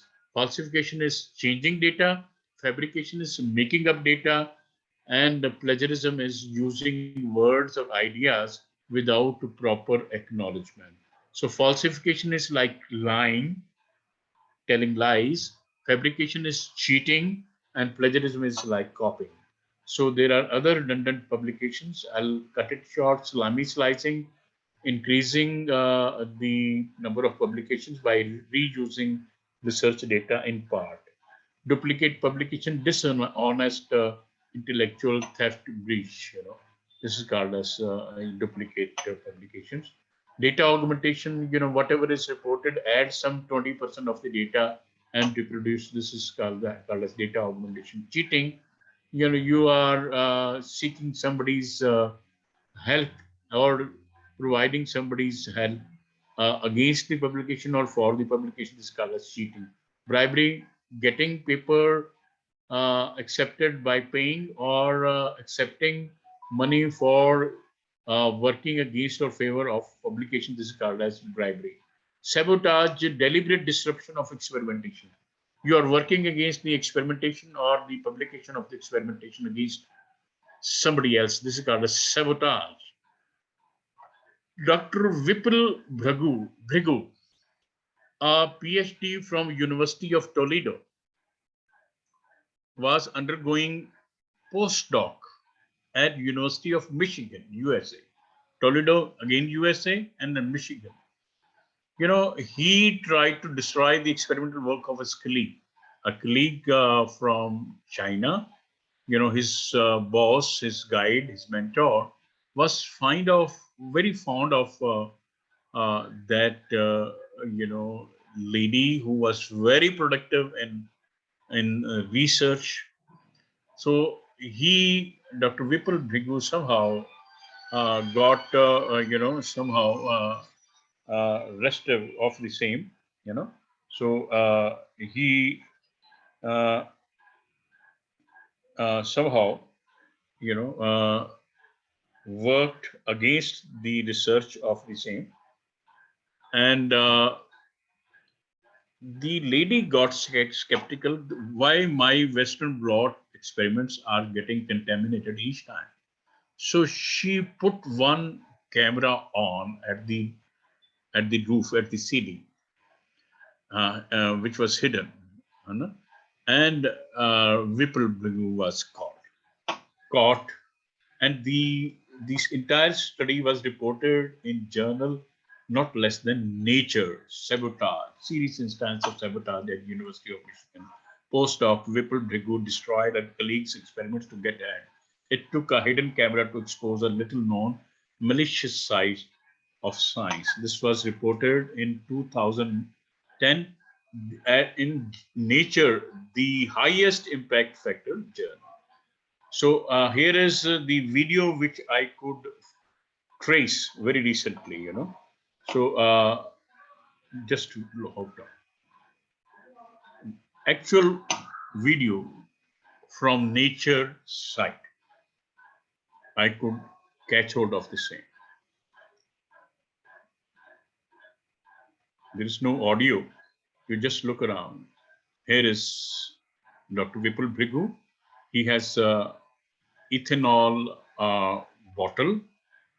Now he's here catching hold of the Western blot experiments of his colleague, and he is adding ethanol to his Western blot bottles and destroying the culture and the experiment does. And this proof, this video clip, this camera, video was found sufficient to put Vipul Brighu as the, guy who created sabotage, and the full story is in nature. And this guy his career was doomed, and he was, rusticated from University of Michigan. He was asked to leave. Then he came back to India. Today itself, I found where is Vipul Brighu in India. I found that he is the head and business manager, government affairs in Biorad Laboratories, and same University of Toledo is somewhere in Delhi. So we have nothing against Vipul. Once in a blue moon, he won. Everyone tends to fall under the ditch of the society, such type of unethical means. So did Dr. Vipul. But later on, he had to suffer. Had he continued, he could have got postdoc and he could have settled much better than what he is currently now. Ghostwriting is, you are contributing towards a publication, but you are not there as one of the co-authors, or you are involving somebody as a co-author without involving his or her name. This is called as ghostwriting, an anonymous author. As your chosen autography is to be written by the candidate himself. As your chosen autobiographical ghostwriter, the guy tells, let me state, if I needed something, I'll ask you. I'll write your autobiography. It means, I'll ghostwrite your article. So, Mom, I need you to ghostwrite my English essay. This is commonly being used. Ghostwriters wanted, even ghosts are ready to apply. Misconduct, very important. Misconduct is, the unethical practice of at an enormous pace. So this is also called as a fraud in scientific research. We can't compete on price. We can't compete on quality. What leaves us with the fraud? The unethical minds. Cat were cloned, rabbits were cloned, mule were cloned, bull were cloned, and first humans were cloned, and later on all turned out to be frauds. All turned out to be. And one guy, South Korean researcher, Dr. Woo Suk Hwang, under scientific misconduct, he was fired. The journal Science, next to the Nature, the journal is Science. Very high impact factor, worth I think 80 to 100. So he had to withdraw his 2 papers on human embryos cloning from there because it was found to be fraud. And then there is the university which I served for 4 decades, Dr. Vishwajit Gupta. It's considered a very prestigious, very ethical university. But there was one guy, Dr. Vishwajit Gupta, who was pitted for the next vice chancellorship from geology department, and he was accused of stealing fossils from New Wales Museum and then planting in different places. The scientists at that very time had 450 publications. 18 were leveled as plagiarized or falsified. This guy, smart guy, is Dr. Vijay Gupta. He was at when I joined as new faculty member, he was Dean Students Welfare, and he was very popular. And any letter from him used to find admission in PhD course, in MS course, in post PhD course in US because of his prestige. But one fine day, Professor Talent charged Dr. Gupta with fraud in 1989. So he found that the fossils which he has discovered in the Himalayan regions, are not found here in India. So these have been stolen from New Wales Museum, uh, uh, UK, because he had seen those fossils. No sooner Dr. Vijay Gupta reported the discovery of those fossils, he wrote to New Wales Museum and about such fossils. New Wales Museum, answered that yes, these fossils have been, stolen from the museum. And Dr. Vijay Gupta, along with his research scholar, had visited a few months back this museum. So, having the case been found to be, correct against the accused, he was asked to resign under the after so many discussions in Punjab University, because he was such a prestigious fellow. हमारी Punjab university की शान थी, but Punjab University's image got doomed during those days across the world because of this guy. So here it is, in September '89 it was found. So this guy, by virtue of greed of publications, he had no dearth of publications, no dearth of prestige, but फिर भी, sometimes, out of greed, one tends to fall into such type of, malpractices. Then at Bell Laboratories in US, two scientists, Dr. Sean and Rubens, they had to withdraw their work from very prestigious journals on quantum physics and superconductivity. And this was reported in Nature Physics. They had to withdraw, and this came out as an editorial in Nature Physics, very high impact faculty journal. Then Chinese scenario in 2009, 70 false crystals were reported by two scientists. In Russian scenario, 1/3 of dissertations were bought for money, and 1,000 dissertations were rejected because of plagiarism in 2007. So computer-based plagiarism check now is must since 2008. But Putin, Vladimir Putin, who's the premier of Russia even today for the last 20 years, he was also in 2012, accused of plagiarizing his DSc degree. But there are ways and means of covering. I do not know, whether he did it or not. He was found to be free and exonerated from the charges.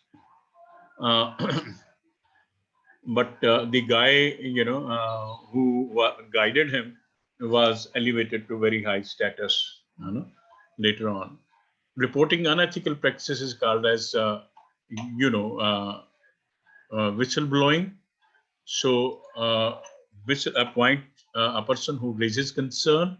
Now here, the boss tells you did the right thing, Madam Whistleblower. So naturally, we have to say goodbye to you. You are fired. Sometimes it happens. Now look at the bust of a whistleblower. He who kept pointing out the faults here and there. Now sometimes the whistleblowers are awarded too. Now we are in trouble because our whistleblowers won the Employee of the Month award. And sometimes there are so many whistleblowers. Now the guy is talking.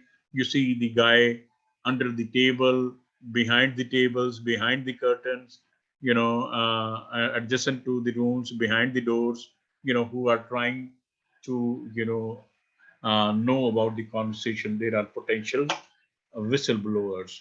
And here is a cartoon. Administration feels that it's crucial for whistleblowers to maintain anonymity, so you must wear this mask. NASA, this is recent news, August 2022. NASA was considered to change its policies to, give some boost, some protection, and some remuneration, some honorarium, some honor to the whistleblowers, who tend to provide the information in the NASA and otherwise. My question to the audience: cheating is an act of the smart people. Do you agree? Time does not permit me to take the answers, but think in your gray matter. What is your answer? So my answer is no. In fact, it is the temptation for simple shortcuts which allures the lazy ones to such kind of temptations. So cheating is not an art of the smart ones; it is the art of the lazy ones. So Nature Publishing Group in 1869, discovered this phenomenon of what's called as plagiarism. 1869, and here is a report in 1875. It's not a new phenomenon. 1875 in San Francisco, a case was pointed out in Nature on plagiarism. So why do scientists adopt unethical practices, mounting pressures, escalating competition, scarce funding, performance evaluation based upon number of papers, number of projects, number of patents, and casual evaluation of papers, sometimes allurements towards short-term successes, short-term gains. So sometimes it's due to difficulties in understanding the research ethics. So this is an attempt by the university, MIT University, Dr. Saldana and the team. And this is what I'm here. This is for, I'm here to make people, make you, the audience fellows, understand about the biggers and biggers here. The fundamental law sometimes is ignorance. Lack of information and knowledge, creates this. Now, this guy tells you fail. Oh, I didn't know. Had I known that I'm plagiarizing, I would have never done it. So, but sometimes it's blown out of proportions. Bioethics, medical ethics, legal ethics, ethics. As this guy is asking everybody to gather together for a picture, but who's this guy with the white shirt is too finicky. He says, not so fast. First, you have to sign this agreement stating that you will not, under any circumstances, publish this photo on the internet, into blogs, into Facebook, MySpace, Twitter, WhatsApp, whatever, so on and so on. So this guy is too finicky, too fastidious. So it should not be like that. Guidelines on good publication practices. There is a committee called COPE, Committee on Publication Ethics.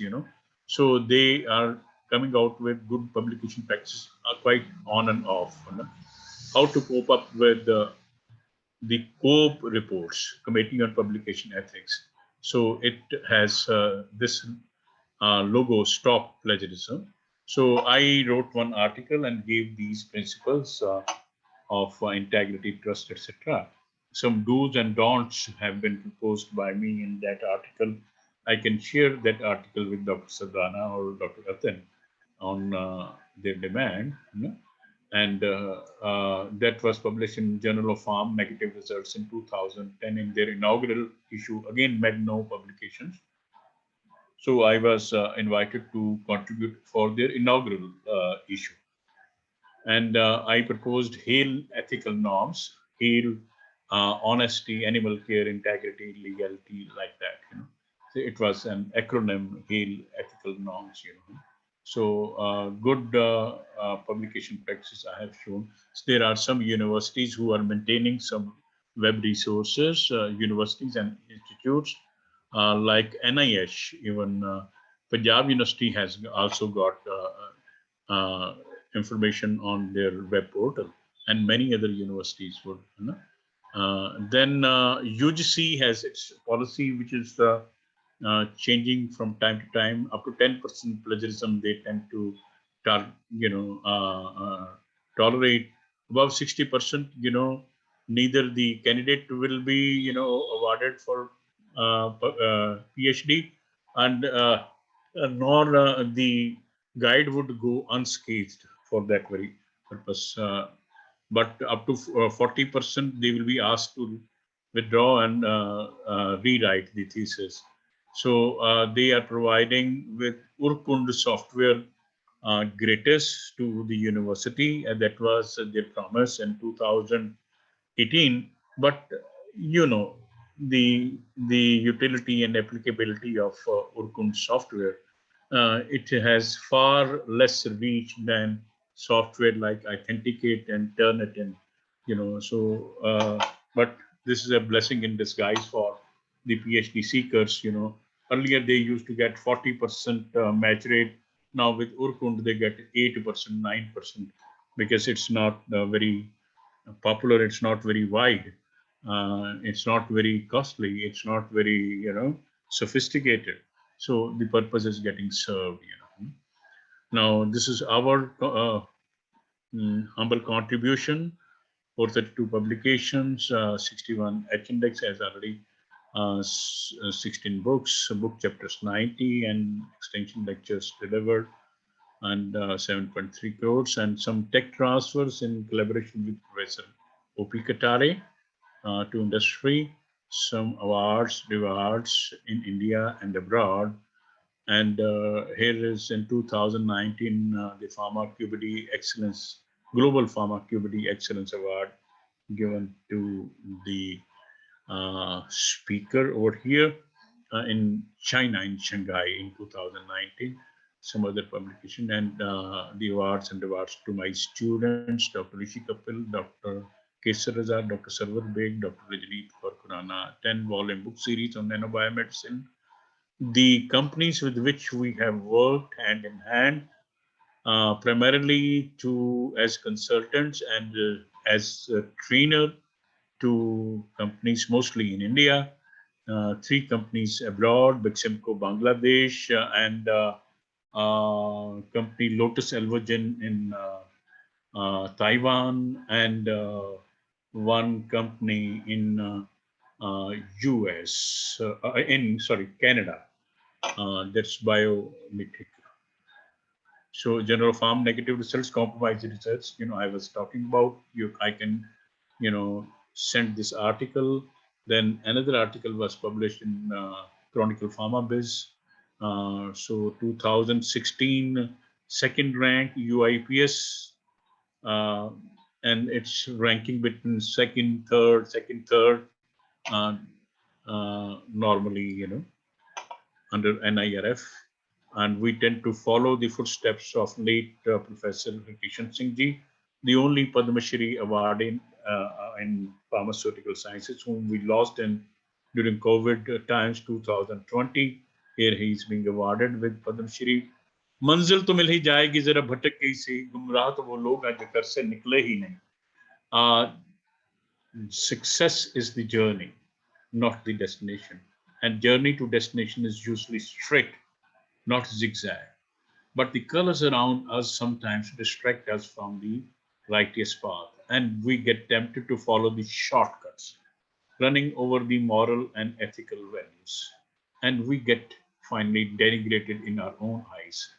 Then, falling into the ditch of societal embarrassment, we tend to call for help. And Einstein used to tell, try not to become the man of success, but rather try to become man of value. Then we call for, oh, that invisible hand, please tell us what to do. And the ascetics tell that, is he really there? I'll call upon everybody to, sit for a while, for 20 seconds, and meditate it upon.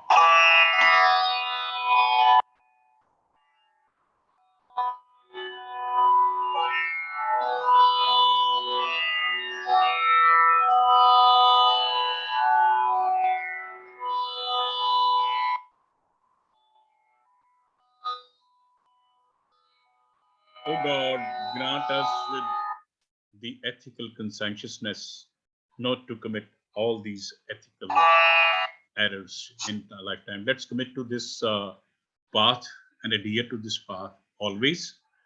Attitude determines altitude. Hence, we have to transform our attitude. A journey of 1,000 miles has to start with a single leap. We gratefully acknowledge the important textual and web sources, especially the webtoons, the pictures, and the clip arts in compiling this presentation.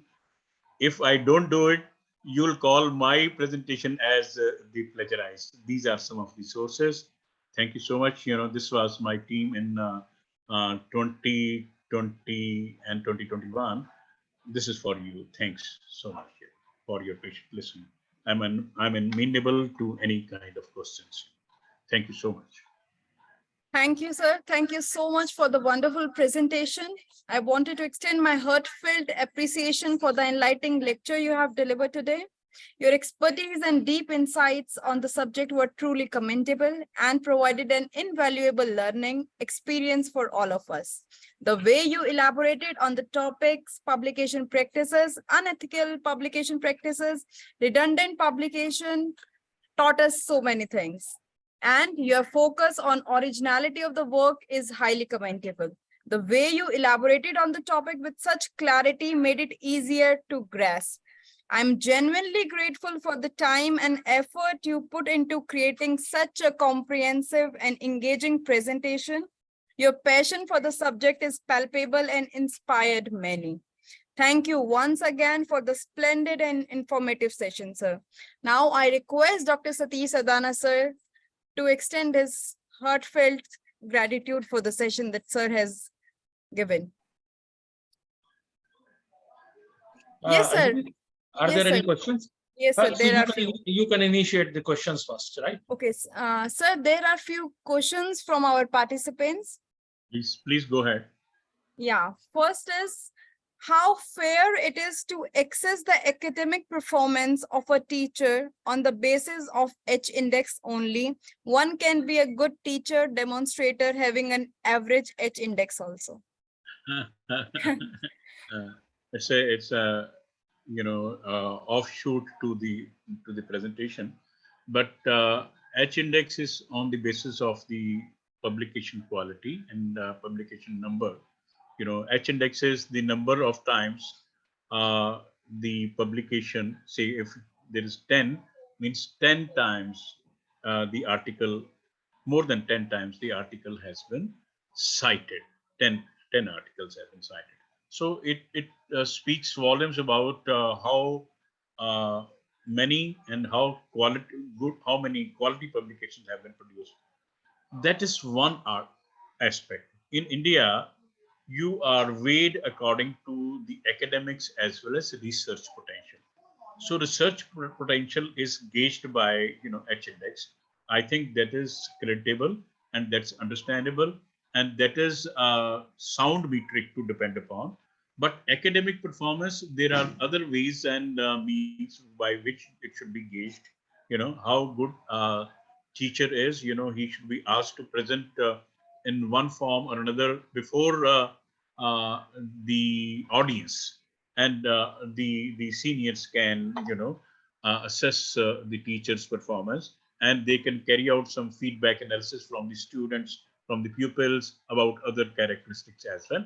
But H index cannot be done away with. This is one very important metric here. Thank you, sir. Thank you so much. Next question is, as you have mentioned in your Yes, your voice. Voice चली गई Anjali? Hello. एक second disconnect. ठीक है. Yes, am I audible? Now you're audible. Yes, sir. There's one more question. As you have given the example of several case studies in which false and plagiarism case studies have been published. So is there a way out that it can be caught on the initial stages with prior to the publication? Yeah, of course, prior to the publication, one is self-introspection. You know that you have cut pasted from various sources or not. If you have cut pasted, it's better. How much is the quantum of cut pasting match rate? You must get your publication checked from various computerized based software. I have given several examples. Turnitin, Urkund, I do not much depend upon, and Authenticate, and there are some online free software available too. You must carry out the analysis of the same, over there, and then you can assess before you send it for publication. So less than 20%, it has to be must, and some journals ask for less than 15%. Good journals match rate of less than 15 or 20%. Yeah. Thank you, sir. Any more questions from the participants? Yeah, a very. Sir, I have one question. Yes, sir. The H index. Am I audible? H index provided by Google Scholar Index. Google Scholar is not matching with. Also not correct. So as there are researchers who have taken the research done by others as their own, hence their H index becomes high. So how to ensure that the H index is correct? Yeah, Google Scholar H index cannot always be, relied upon unless it is filtered properly. I admit, because conscientiously you have to filter off the unsolicited publications from your profile on and off. Unless you do so, it can aggrandize your H index and the citations thereof. So and those who are gauging and assessing anybody's research performance through Google Scholar H index should also ensure that the publications which have been taken care of in the Google Scholar are originally belonging to the person in question or not. One can easily, in my case, Bhupinder Singh, I write, while publishing, and there are a couple of Bhupinder Singh, who are very frequently publishing from Punjab Agricultural University. So they are also cropped in. So one can easily find out, fertilizers and so crop residue, whatever. So anybody, who can judge my performance, they can delete those references because it's not related to drug delivery, the area on which I'm working. So while the Scopus cited, Scopus tends to have such kind of filters. So Scopus H index is nearly foolproof, but Scopus H index is also having some limitations because the Scopus database is not as voluminous as Google Scholar database is. So that's one. So my Google Scholar H index is 61 after filtration. By my Scopus is H index is 54. And it's primarily because the Scopus is based upon Science Direct kind of journals and little beyond. So other journals are excluded. So while Google Scholar tends to take into every kind of journal. So both have their pros and cons. Thank you, sir. Next question is, one paper published about technology for specific drug delivery with specific structure in drug. If we change the technology with different drug for specific drug delivery, can it be called as plagiarized? No, that's different. No, that cannot be called as plagiarized. A platform technology extended to a new drug or new drug structure. Whole kind of exploratory science has to undergo.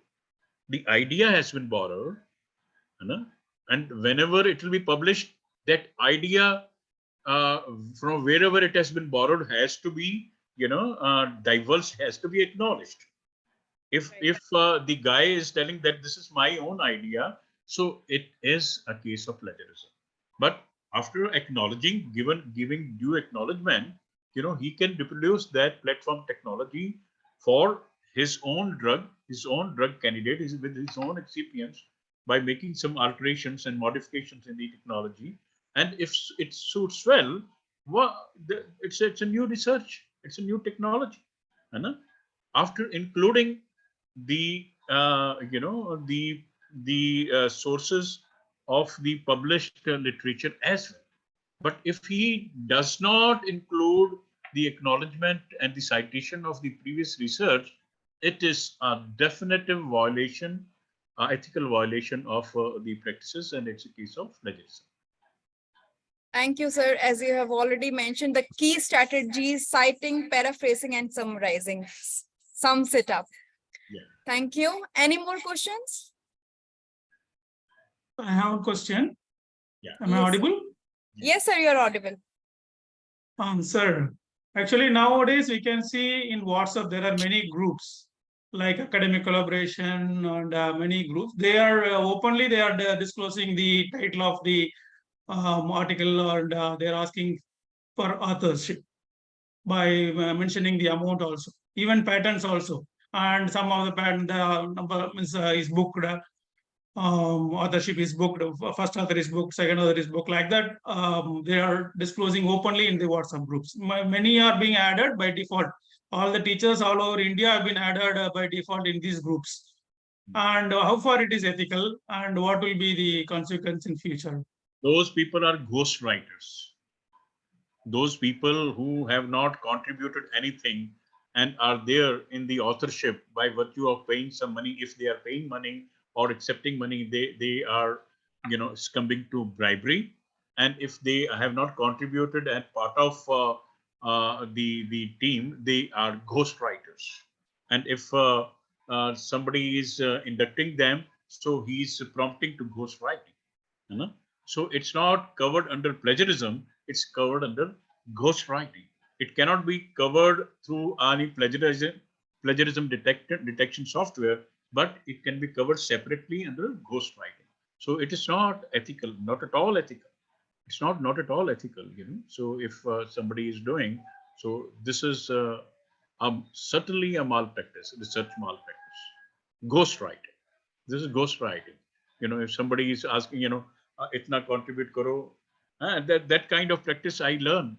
Some institutes have their collaborators in Saudi Arabia, in Egypt, in Australia, some New Zealand, who can, pay for the APC charges of the journal, and who do not contribute anything, but they pay for the APC charges, while the Indian counterparts, they do the entire spade work and tend to involve them as the co-authors. This is ghostwriting. So who has to take care of this? Actually, the particular university where they are working, they have to take care, or how the individuals it can be? first the individuals, they should be conscientious enough.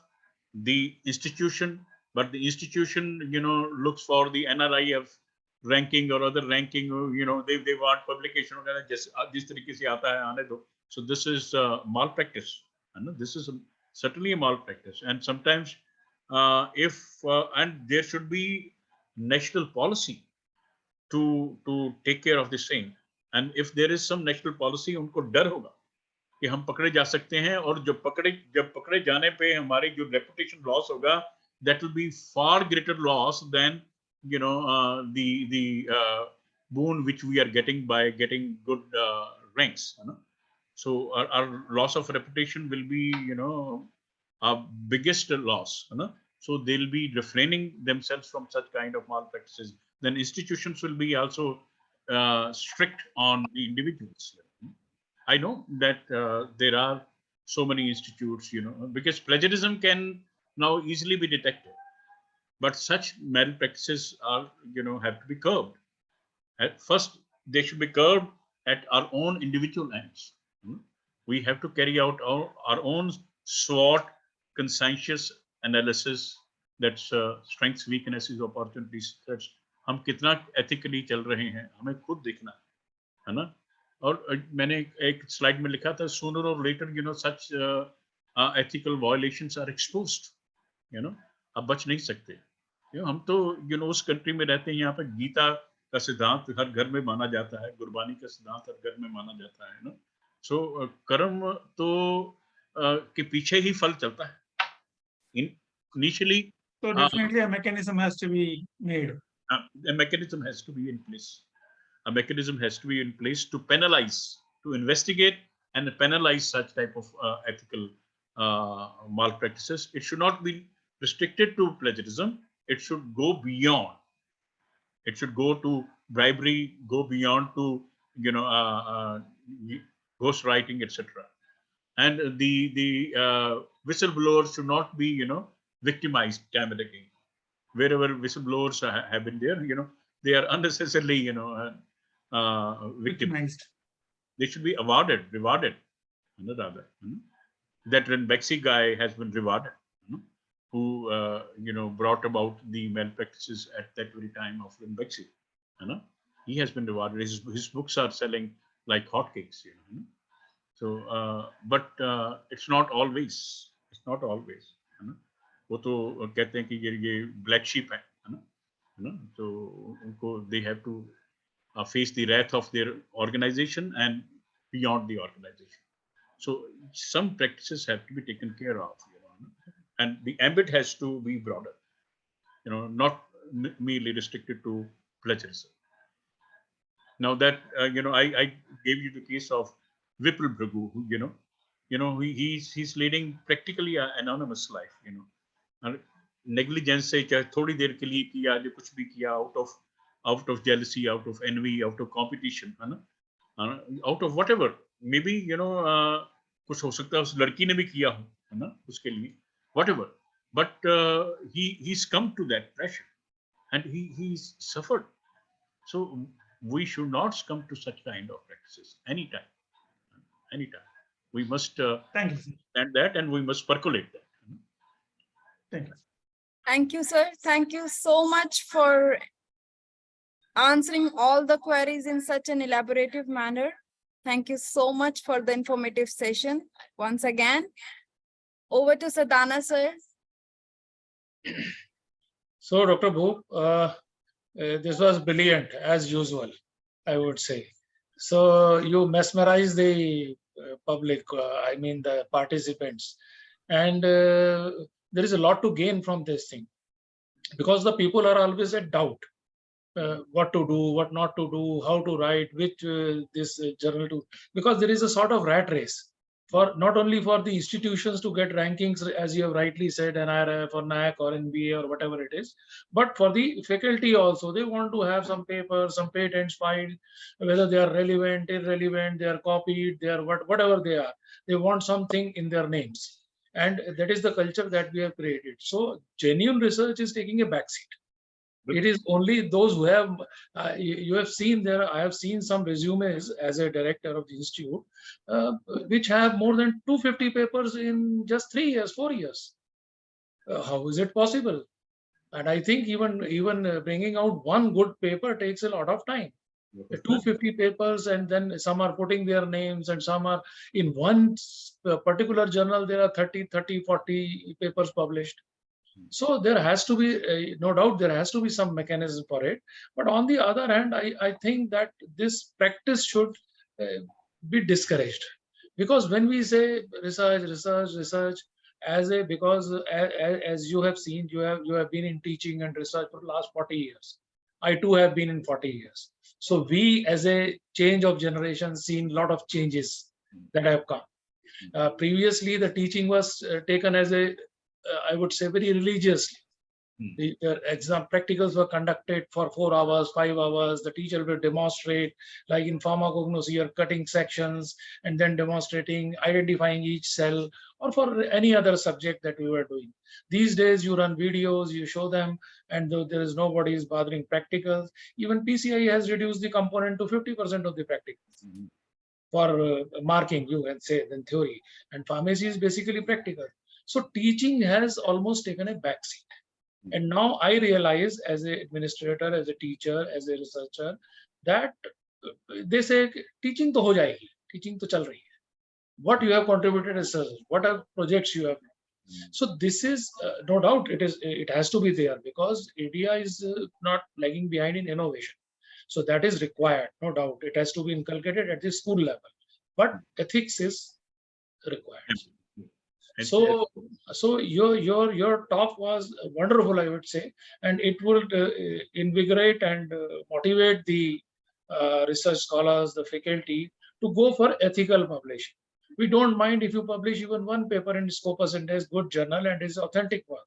Then you publish 10 papers. There are 10 authors from different places, And like you said, in Saudi Arabia, or you take one person from there, because if there is no person from there, they have to pay the hefty charges. If there is an author from Saudi Arabia, the charges are waived. So it is only for this reason he is there. He is not contributing anything to that. Once in blue moon, it's okay, but time and again, if it happens, correct. so that should be investigated by these. It has become a practice, sir. It has become a practice. So people have I do not know, because you have worked for 40 years. I have seen people working only for 4 years and having a 25-page biodata. I couldn't make my biodata is 3-page only. Yeah, this we are seeing. You must have also seen. So I would say that the unethical practices are to be stopped, and a lead has to be taken. Ghost writers, ghost journals, and this has to be completely checked.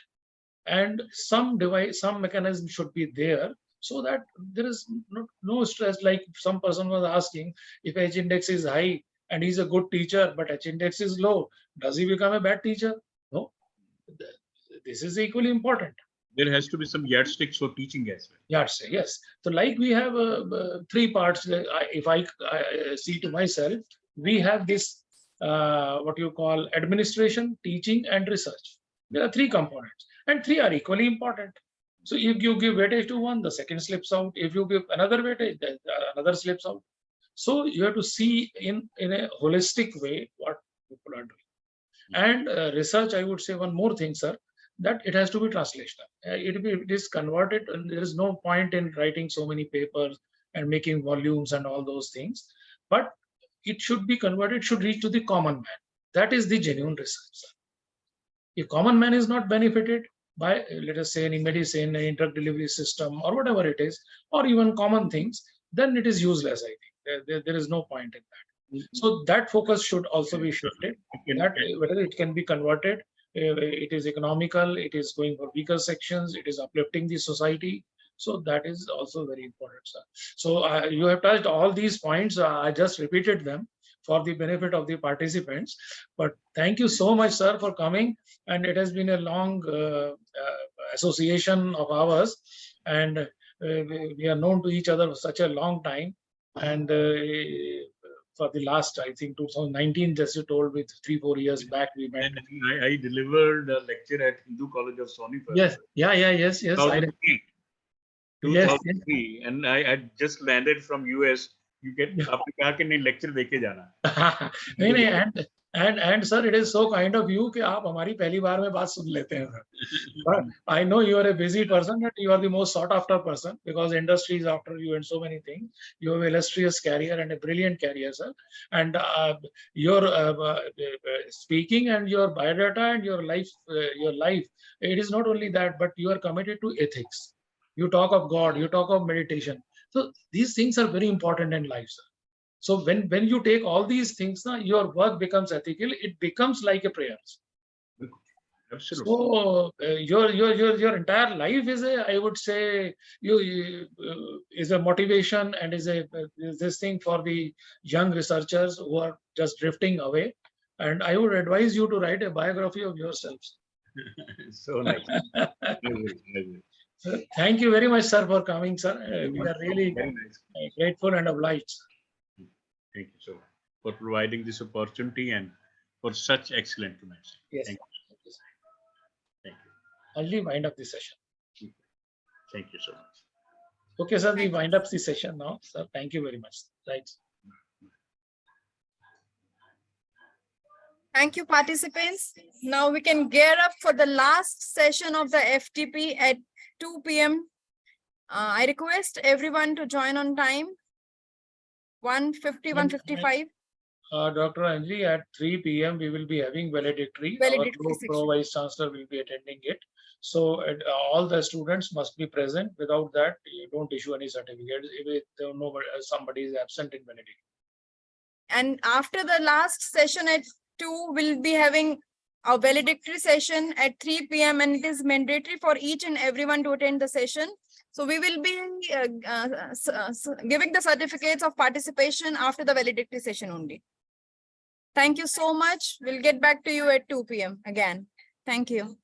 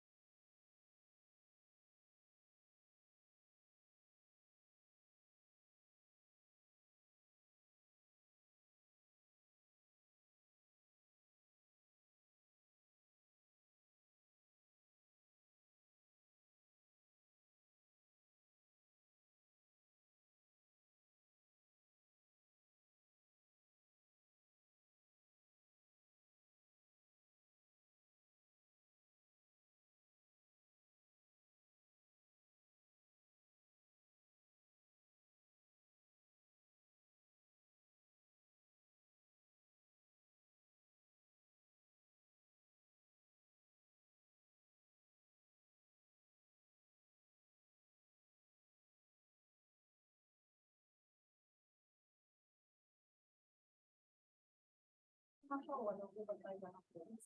good afternoon, participants. So we are ready to start our session 2 of the 5th day. I would like to invite Mohini Kalra ma'am to please start the session.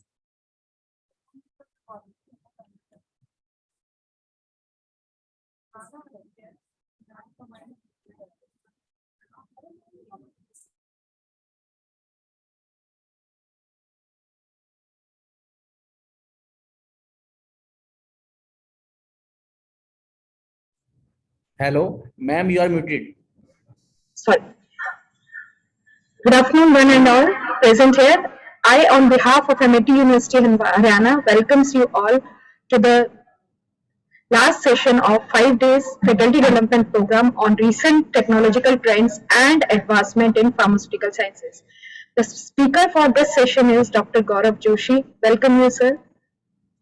Dr. Joshi currently holds the position of Assistant Professor at Hemavati Nandan Bahuguna Garhwal Central University. He is an accomplished academician with an extensive educational background, having earned post-graduation and doctorate sciences with a specialization in medicinal chemistry from Central University of Punjab in Bathinda, India. His research expertise spans a wide spectrum encompassing areas such as medicinal chemistry, drug discovery, organic chemistry, and the development of diagnostic agent. Dr. Joshi is a prolific and dedicated researcher, having authored numerous research articles in peer-reviewed journals, having in international and national journals. In addition to his research contribution, Dr. Joshi has also demonstrated his leadership and innovation by editing a book, securing 7 patents, and successfully obtaining extramural projects from national agencies. Welcome you, sir. Now moving on to the topic.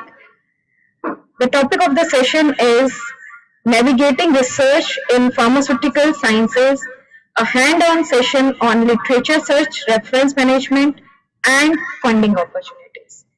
Thank you, sir. Welcome you, sir. Now over to you, sir. Thank you, ma'am.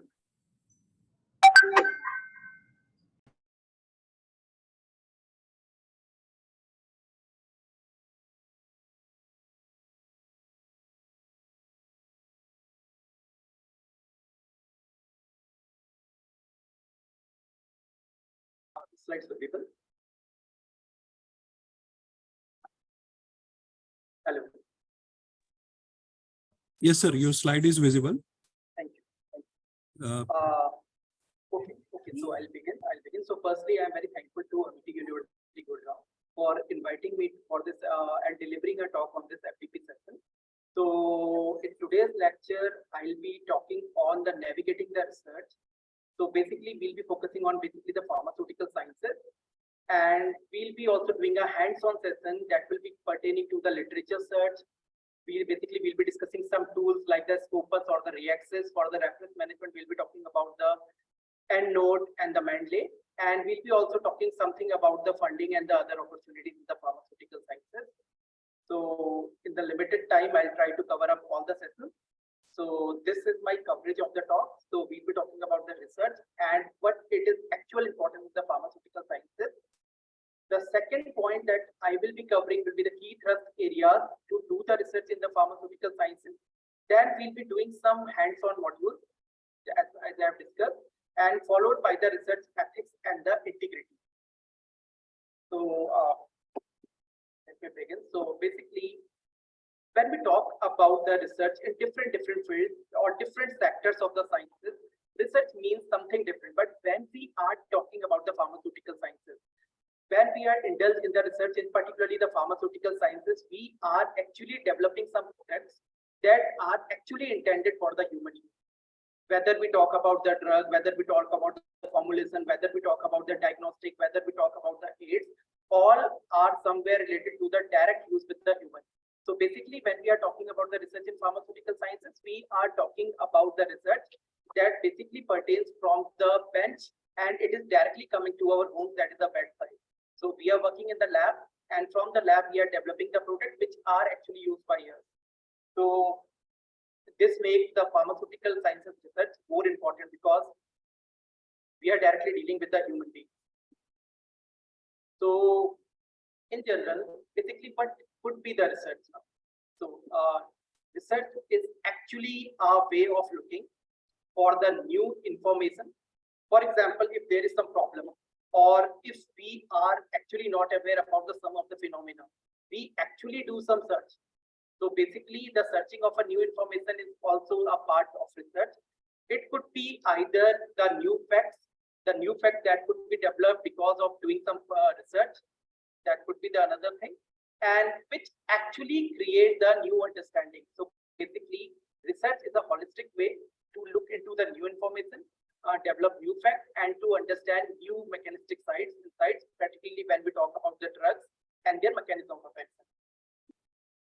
So basically, as I said earlier, the research actually starts with the problem.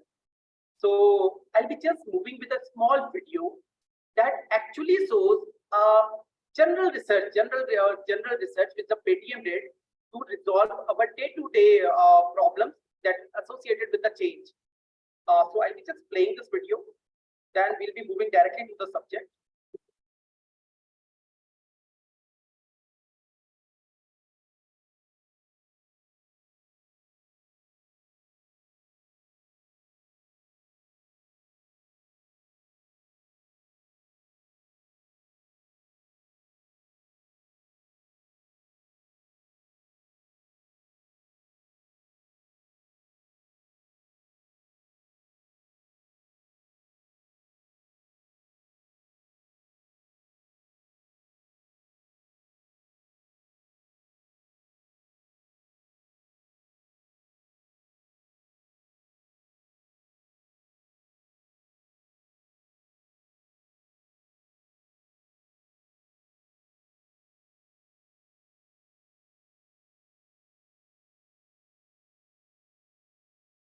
So basically, this was the method how the research initiated. So basically, the research has initiated because there was a problem in the society, and when there is a problem, we actually try to look into the solution. And for to find that solution, we do some experimentation.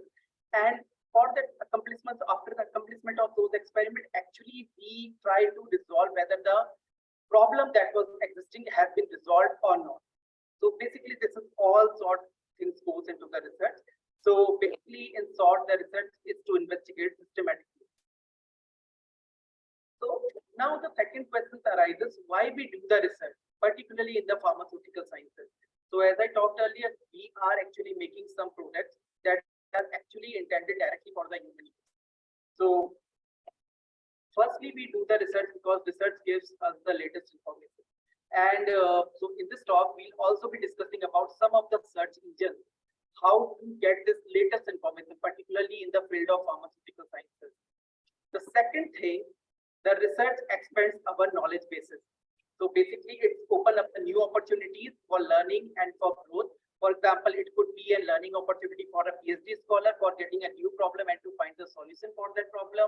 Or secondly, it could be a matter of learning or to get some grant by a patent, by a project investigator or a faculty or a scientist. So this could be the another thing. So research helps you know what you are up against. So basically, we actually know what is the current market, what is the current research which is going in our field, and how to modify or how to make our lives better by just modifying that thing or by doing some refinement to the search. So research helps you narrow your scope. So I'll be discussing how to narrow your scope by use of the search engines today. Secondly, research build your credibility. And so before this talk, we'll be going with the benefit in the following head, how actually this actually helps in the pharmaceutical sciences. So basically, we'll be covering today the search engine and how those search engine can help you to refine your search. So basically, we'll be talking about search refinement. And we'll be talking about the importance of focused research and how one has to do the focused research using those search engine tools, and how to find the suitable journal for their research, how to check whether they have a particular patent, if they can apply for the patent in the pharmaceutical chemistry particularly or the medicinal chemistry. So we'll be talking about this thing.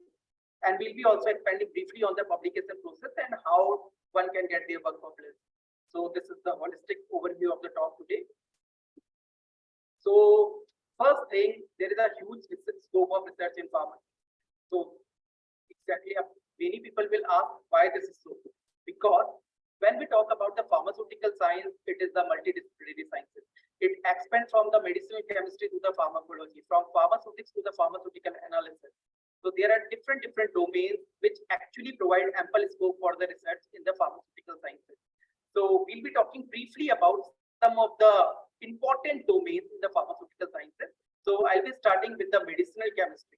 So basically the medicinal chemistry is actually a methodology, is a discipline of in the interaction of a chemistry that actually deals with the synthesis of the organic compound or the inorganic compound. So basically we have three major domains when we talk about the medicinal chemistry. So the first is the synthetic chemistry. In pre-era period also, the scientists who were working in the medicinal chemistry or the pharmaceutical chemistry, they used to develop various important lead or the bioactive using different pharmacophores. So now this thing is also changing. They do not synthesize a lot amount of compound because of the rational drug delivery approaches, drug development approaches that are coming into the picture, which is actually because of the computer assisted drug designing. So we have different tools. So we have different tools which actually help us in designing those molecules, and the best fitting molecule, the best molecule which is having a better interaction with the receptor, we can actually synthesize, and which can actually save us our time, our money, and the hazards of the chemical. So this is the thing. The third thing is the lead discovery and the lead optimization. So in which when we get a lead, we try to optimize it. So now the field of synthetic chemistry is also changing with the invention of new proteins, the molecular degraders. For example, the proteins, the lytics, they are coming, and molecular glues, even they are coming, and which is now evolving the shape of medicinal chemistry. So there is a huge amount of scope when we talk particularly the medicinal chemistry in pharmaceutical sciences as a whole. So basically the second thing is the pharmacognosy. So in the medicinal chemistry, what we were doing, we were synthesizing the drug. In the pharmacognosy, we are actually obtaining the leads from the nature. It could be from the marine source, it can be from the plant source, it could be from the animal sources. But many of you might be knowing that there are many problems that are associated with the drugs that are obtained directly from the nature. For example, the major problem could be they could have more than one chiral center, which could lead to the number of enantiomers. The secondly could be the lack of bioavailability, which could hamper their pharmacokinetics property. So basically, now to improve the field of pharmacognosy, what we are actually combining the aspects of medicinal chemistry together with the pharmacognosy, and we are trying to develop some semi-synthetic lead, taking the inspiration from the nature or the nature-inspired drugs. So this field is also evolving like anything. The third field, pharmaceutical analysis. I will not say this is a field. This is the important parameter or an important subject that connects all other subjects. For example, if I talk about the pharmaceutical chemistry, if I talk about the pharmacognosy, even talk about the ecology. So the pharmaceutical analysis is somewhat the integral part in the pharmaceutical sciences. So basically, in the pharmaceutical analysis, we deals with the identification, determination, separation, purification, and structuralization of the compound. Even in the pharmacological experiment like the bioassay, the pharmaceutical analysis comes very handy. So this is the thing. So what are the important analysis techniques in the pharmaceutical sciences? So basically, these are the flash chromatography. We have the spectroscopy technique like the UV visible and IR. We have mass spectrometers. We have NMR and XRD, and we have HPLC. So basically, the flash chromatography is used for the purification. The UV visible IR is used for the qualitative and the quantitative assays. For example, the UV could be used for the determination of a conjugation in a system, or the IR spectrometer could be used for the determining of a functional group.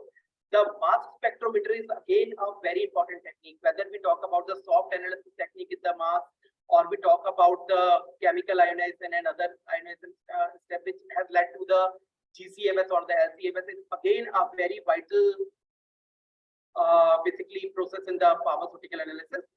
The another thing, NMR and XRD. So basically, nuclear magnetic resonance and XRD are the foremost requirement when we talk about the research in the pharmaceutical sciences, and they are actually helping the scientists for the structure elucidation. Then moving with the HPLC. Now it is very mandatory. For example, we are doing a research in the pharmaceutical chemistry, for example, and we think that our molecules should be bioactive. And if we are moving for a bioactive, now there are some guidelines that molecules should be more than 95% pure. So many a time, some good journals ask for this thing, HPLC profiling of that compound, which has been taken to the biological studies. So this is very important. These things are coming these days. So basically, NMR and XRD, basically we should have a fluorine NMR and the carbon NMR, and also the HPLC profiling when we are particularly thinking about doing a research in this pharmaceutical chemistry or in the pharmaceutical sciences as a whole. Then the pharmacology. So pharmacology basically have the two branches, in which first we are actually interested with the DMPK, in which we deal with the pharmacokinetics parameter of a drug, in which we involve how the ADME of a drug is affected or is being looked upon. The second parameter is the pharmacodynamics, which is a very important branch. It tells about how the drug will have a mechanistic insight or a mechanistic action in the body. And also we have another branch which is called the toxicokinetics, which is particularly dealing with the toxic effects of the drug or the toxic effect of our synthetics that we synthesize in the routine lab work. So basically the pharmacology is the important aspect which actually covers two things. First, it is being accessed at the preclinical level, and the secondly, it is accessed at the clinical level. So basically, preclinical level and the clinical studies make holistically the pharmacological branch in the pharmaceutical sciences also very important. Then we deal with one of the interesting aspect in the pharmaceutical sciences in which many numbers of researchers are working in the pharmaceutics field. The pharmaceutics field actually helps the development of a formulation. So basically, once a medicinal chemist develops a molecule, or identify the lead from the nature, a lead which is actually putative, having a biological profile. The pharmaceutics people, actually the pharmaceutics researcher, actually try to develop some new formulations so that it could have a better pharmacokinetics and dynamics effect in the body. This time, the DMPK profiling in the pharmaceutics is in demand. So pharmaceutics is the science of dosage form design. Now, another question is, we don't know about the research. We know about what are the research areas, in particularly in the pharmaceutical science. But now the important questions come, how this research actually initiates. What is the driving force behind the research? Means what is actually the, if there is a PhD scholar is coming in the first semester, how he will decide he has to do the research in that particular field. So basically now we'll be dealing how actually this research initiates. So basically when we talk about the research actually initiates with the observation pattern. So basically what we observe in the nature or what we observe as a problem. Basically, if we are observing a problem, particularly in the area of health sciences and other, so what we'll be doing, we'll be making a note of that observation. So basically on the observation, what we can think how one can tackle that problem or how one can overcome that problem. So basically what we do, we formulate some questions. Means, is this observation I am identifying for the first time, or it is the routine observation, or if I can mark some changes in that particular observation, or if I can improve if there is some problem. These are the research questions actually. So this could be from any field. This could be from the social sciences to the science field. So basically after making this thing judgment, we do a literature search.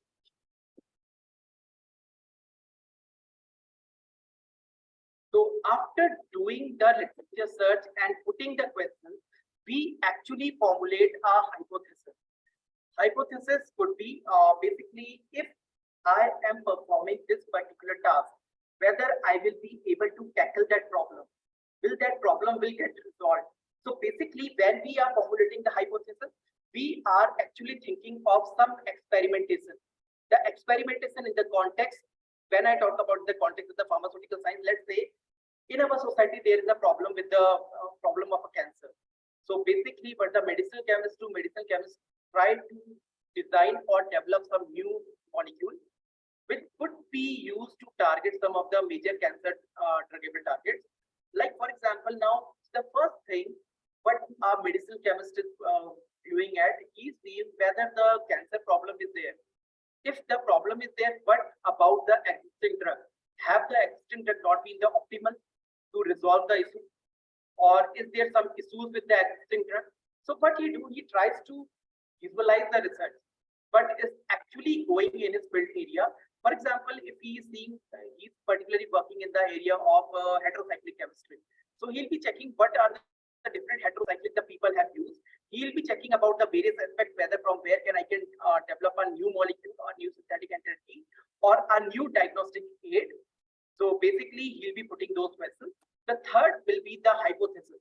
So the hypothesis framing will come into the picture like, for example, if I am developing these type of molecules, whether these particular molecule will be able to tackle the problem of cancer, will there may be some side effects, or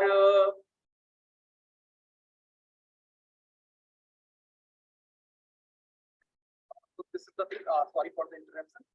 So basically, this is the hypothesis. So in the hypothesis, what he'll be doing, he'll be framing some of the questions, whether that particular molecule he is developing is actually having some beneficial effect, or it is liable to treat the cancer, or if he is developing some diagnostic agent, he'll be seeing the particular target in which he is trying to target his molecule, whether the diagnostic agent is properly showing its role or not in diagnosis of the cancer. So these are the hypotheses, and after forming these hypotheses, what he do, he actually do the experimentation. So after doing the experimentation, he actually identify the leads.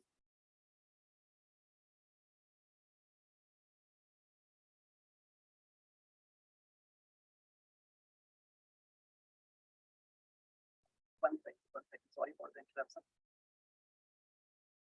So he does the research. For example, if he is doing research in the synthetic chemistry, he'll be developing the molecule, and after developing the molecule, he'll be checking whether the structure elucidation is proper, whether what he was intending to synthesize has been synthesized or not.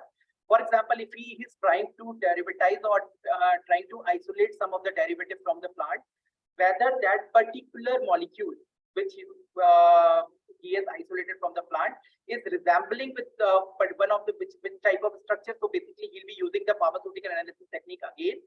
Then after doing this research and elucidating all the structure, he'll be doing two types of assays. So basically, there will be some preclinical assays that will be the in vitro and in vivo based assays on animal models or the cell lines, particularly the cancer cells.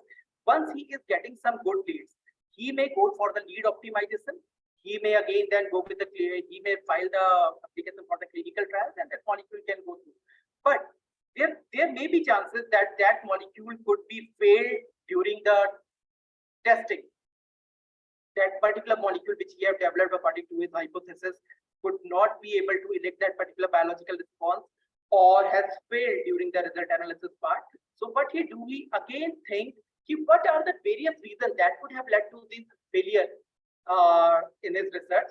So basically, the result analysis is also important, and after research analysis, he draws the conclusion whether that hypothesis which he has framed has been accepted or has been rejected. So basically, the hypothesis part and the problem defining part is very important when we talk about the research and how we are dealing with the research or testing of the hypothesis or the study design which we are making. That is also a very important parameter when we are particularly doing the research.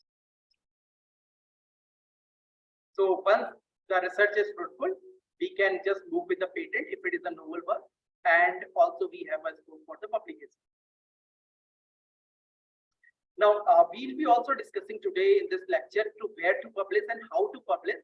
So I'll be giving a just small idea. It means how to select your journals, how to select the journals, basically if they are subscription journal, if they are paid journal, if they are index journal or not, or how to identify the predatory journal. So for For example, many a time we do not know about the journals and we end up submitting our research paper to a predatory journal, which do not fetch us anything in the future. So we'll be discussing a small talk on this also. So now we'll be discussing about how to do the efficient research by using the key search engine. So in this work, in this research, we'll be talking about some of the key search engines like the Google Scholar, like the Semantic Scholar, like the Scopus, other things. So I'll be just moving to somewhat to the search engine.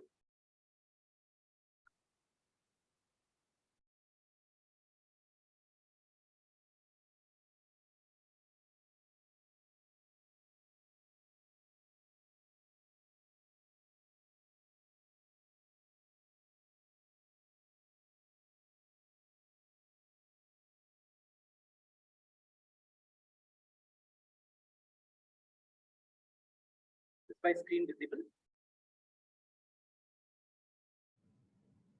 Yes. So the first and the easiest search engine is the Google Scholar.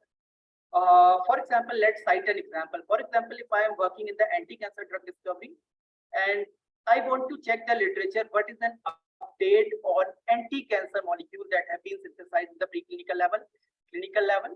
And suppose, let's say I am working, for example, let's say I am working on a pharmacophore, so let's say pyrimidine is there. So what I'll do, this is the search bar where I actually put the key search type. For example, I am working on the pyrimidine. So I'll be searching for the pyrimidine.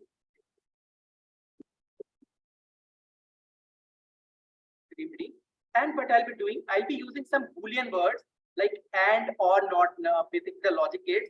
And I say pyrimidine and anti-cancer. For example, this is my keyword. I am working in the cancer, so I'm just searching for the pyrimidine and cancer.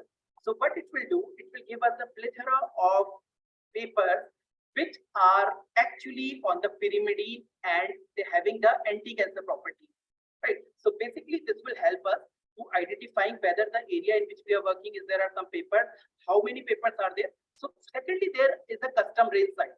So basically what we can do, we can refine our search. For example, let's say I am trying to search what are the important articles that were pertaining to the keyword like pyrimidine and anti-cancer in year 2022. So basically I'll be doing a search and I'll be clicking on 2022. So all the articles that have been published during the year 2022 will all be reflected and I can see what is the current context of my research study. For example, if I am checking for the year 2023, so again, it will give a result. What are the different manuscript or the different publication, research or review articles that have been published on my keyword search in year 2023. Also, there is an option for the custom range. For example, if I want to do a search, what have been the paper from year 2010 to 2020? Just I can fill by the year 2010 to 2020 and I can do a search. So basically it will lead to me the paper which have been published during the year 2010 to 2020. Secondly, this is very important now for the scholars. For example, if I have gone through this paper, for example, this is my first paper and pyrimidine as anti-cancer agent are reviewed. And if I found this paper is good for my particular research and something, and I want to save this article. So basically, we can also save this article just by clicking to save. And this article will be directly going to one of my saved library. So I can create a new library. For example, I can create new and I can create a demo library, for example. So this is my demo library and I can save as many as papers particular to that theme. So I can even segregate the folder. For example, if I'm working on the pyrimidine and anti-cancer, I can make a particular folder. For example, I am looking for a different heterocycle in a different disease, I can make a particular folder. So basically, because we are segregating the information and we are keeping an update, we can actually have a thorough idea about the latest research and other things. Even there is an option that we can have a save our research and we can create a alert. Basically, the alert is the weekly or bi-weekly, and it will tell you whether some new papers have been published there in the field or not, particularly. So this is the site. from we can create the alert using our email ID. So all the papers in which you are particularly doing the research will be alerted to you through your mail ID. So this is again important use of the Google Scholar, which is completely free. So this is the thing. So I hope many of you might be research scholar might be using this thing. So this is the thing. And secondly, we can save other articles also, like click on save, and the articles will be saved. Now again, I am working on my demo library, so I'll be clicking on the demo library, and it is done. So this is thing, and this will create my library. So this is my library, how the library will look like. So this is all my library, and if I go to my demo library, so it will show the 2 articles that I have just saved right now. So this is the thing. So this is how you can do the systemic search, right? So this is all about the Google Scholar. So due to the time constraint, I will not be dealing to depth with the Google Scholar. So now I'll be telling you about the second, what we say, a search engine, which is actually helpful in doing the search. So this is actually the Scopus. So we actually have a Scopus database. So in the Scopus database also we have a provision of searching the items either by the article title, either by the abstract word, keywords, or by the keywords. So again, it is also having different things. We can even search our research idea by a country. I'll be discussing somewhat about this thing. For example, I am again into the same thing. I am again searching for the anti-cancer, and if I search for the anti-cancer in general, it will fetch me all the papers which are pertaining to the anti-cancer. So to narrow down my research, what I am doing, I am adding another search field. So in this thing, it is already a fitted Boolean algebra. We already have a logic gate. We have to just change it. We have to use and or not. So basically, it is already inbuilt there. So second title, for example, I am searching, I think in my title, there should be a word written pyrimidine or pyridine or anything. So what I'll be doing, I'll be just going to the article title. So now if there is a word pyridine or anything which I'm searching is there, it would be reflected in the search. So for example, I'm typing here is the pyrimidine. So I'm just searching it.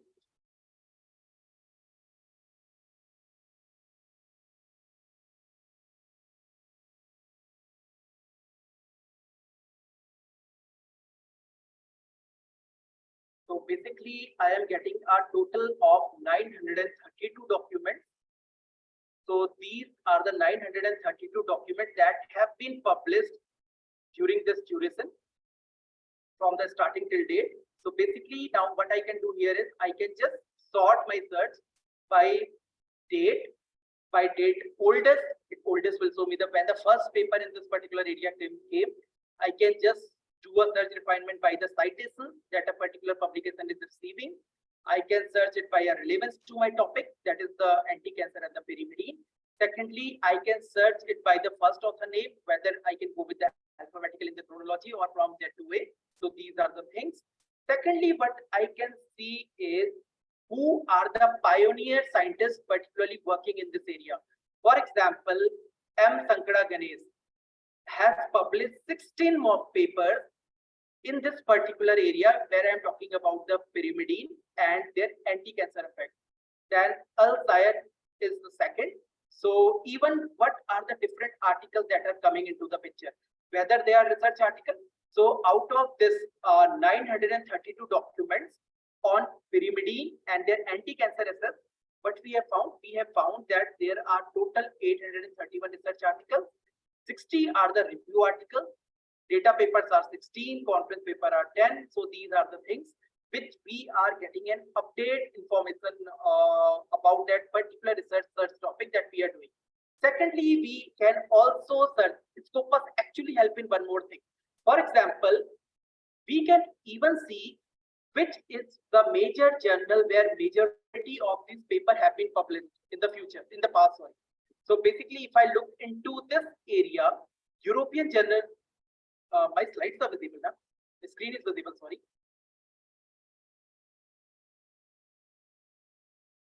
Hello. Yes, sir. Okay. So basically, for example, we can just see the publications which are coming and the important publishers. So basically, European Journal of Medicinal Chemistry. has published 56 papers in this particular area. Bioorganic chemistry has published 43 papers in this area.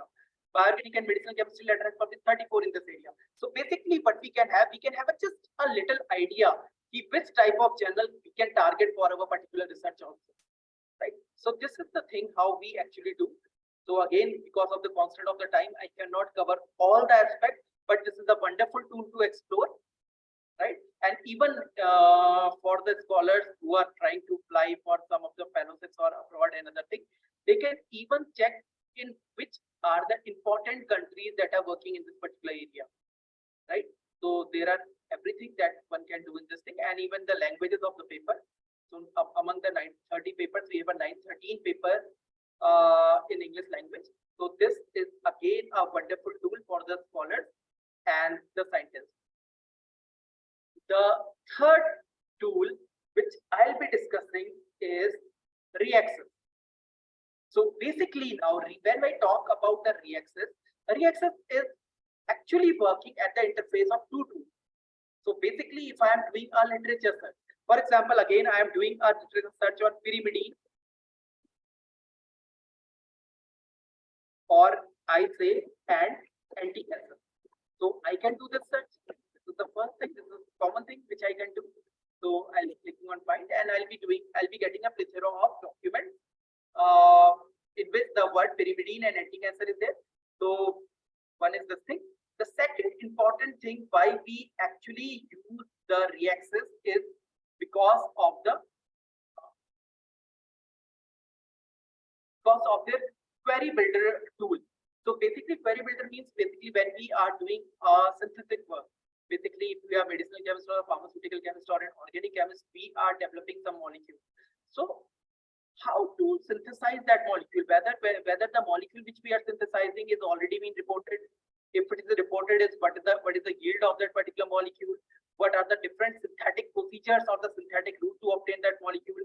What is the different catalysis role that has been played in those development of those molecules?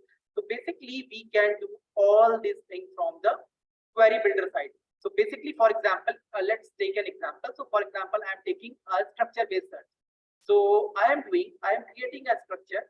So for example, I think I should create a structure. Already for this talk, I have created one structure. So what I'll be doing, I'll be opening this structure. So I'll be choosing the file. I have drawn already the molecule could be drawn in this thing, CamDraw. So which could be converted to the .mol file. So I'm just searching this molecule. So this is the molecule which I have drawn. So this is erlotinib. It's an anti-cancer molecule which actually inhibits the epidermal growth factor receptor, that is the tyrosine kinase. So I'll be checking whether this molecule is suppose this could be your query. Suppose this is your query and you are trying to modify this molecule, or this is a new molecule. So what you are searching, the first thing you are searching whether this molecule or whether this entity or whether this pharmacophore which you are developing is actually available or not in the literature, right? So basically search this structure as drawn. So when I'll be drawing the as drawn structure, so if exactly this structure is present, it will be reflected, yes, this structure is present, or yes, this structure is not present. Two things could be there.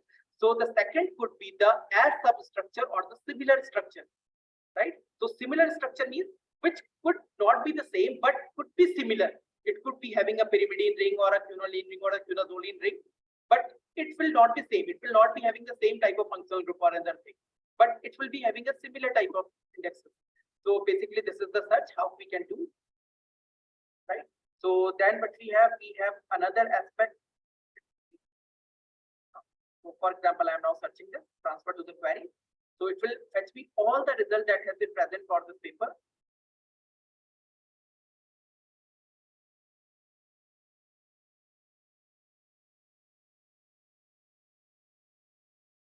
I can go with the reactions. What are the different reactions? So this will show me there are 412 reactions that have been reported in total of 174 documents to synthesize this molecule. So what I can do, I can just sort out this reaction on the reactant availability. For example, if I'm trying to synthesize this molecule in the lab, so the first thing I need is the reactant, whether the reactant is available or not. So I can just click on this reactant availability, and it will also tell me in which vendor, through which vendor we can actually order the starting material for this chemical.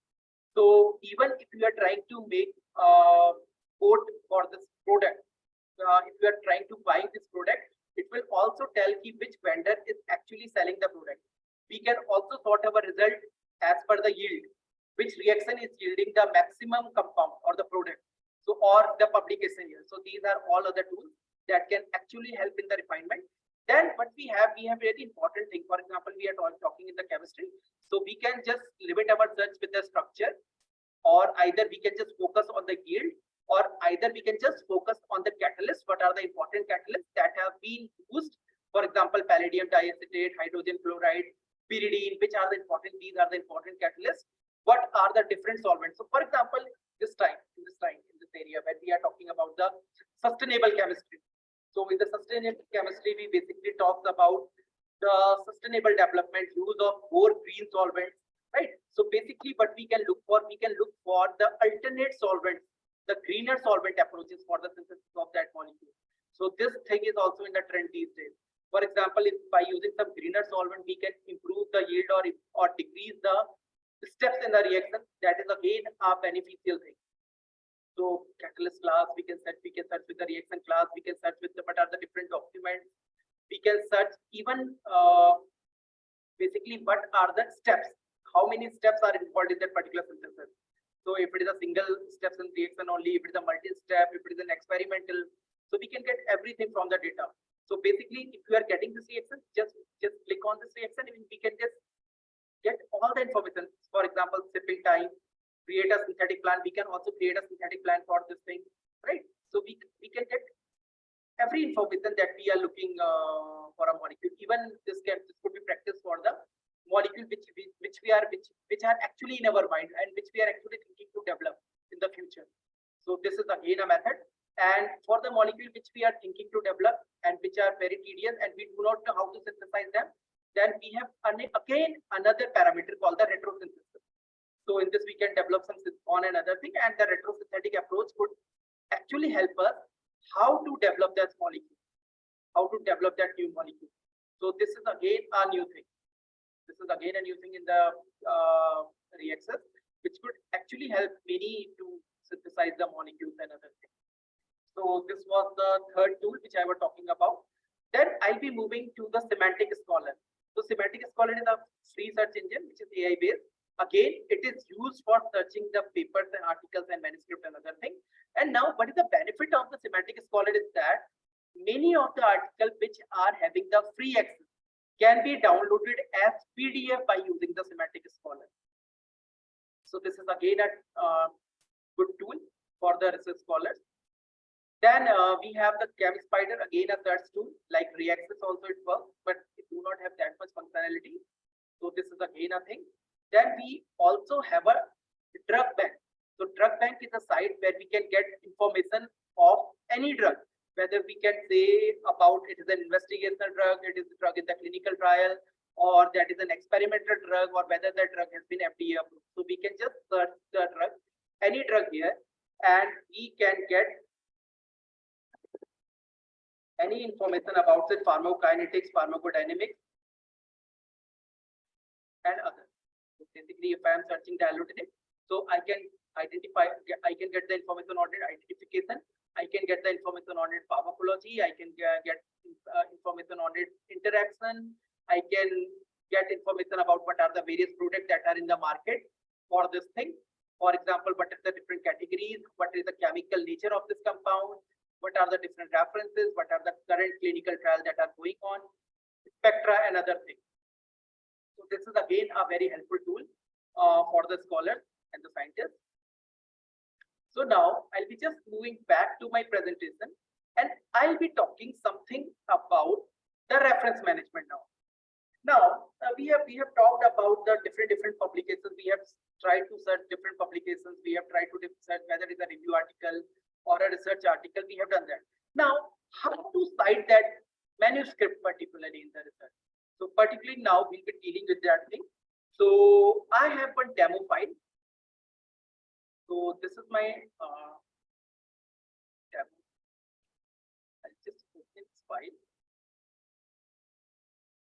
For example, this this is an article. This is an article I am writing, and this was actually, let's say this is an article on the artificial intelligence. Artificial intelligence is again coming into the pharmaceutical science like anything, which is now defined that it will change the scope how we look into the pharmaceutical sciences in the near future.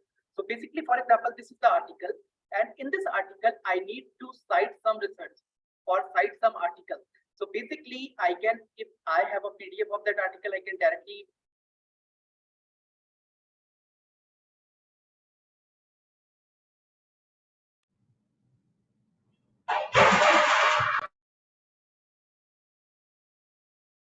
I'm audible, right?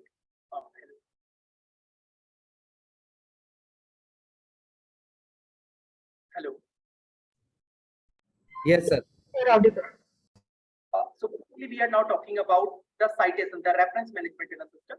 So basically, if I have a document, I am writing an article and I have to search something. So basically, what we can have is,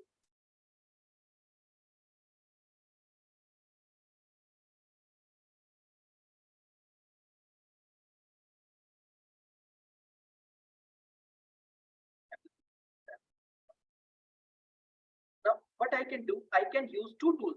There are many tools. There are, for example, there is Mendeley, there is EndNote, there is Zotero, there is n number of reference management tools. But what I personally feel, which are easier tool to use, are the tools like the Mendeley and the EndNote. They are very easy to use.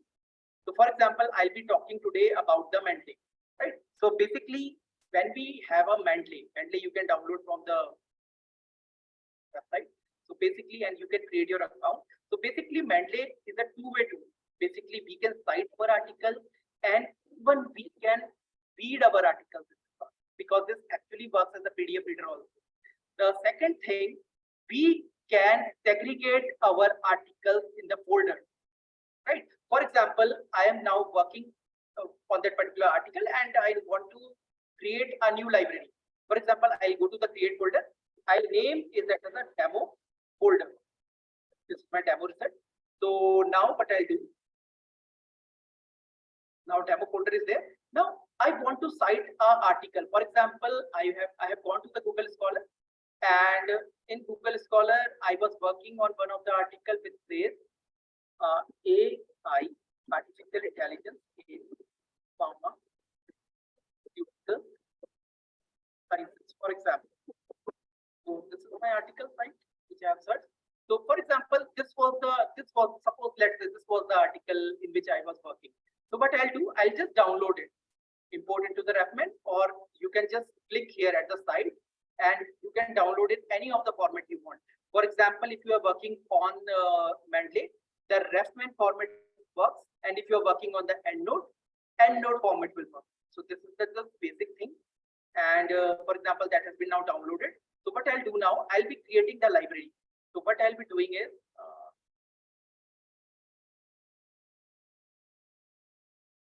so I'll be adding the reference to that library.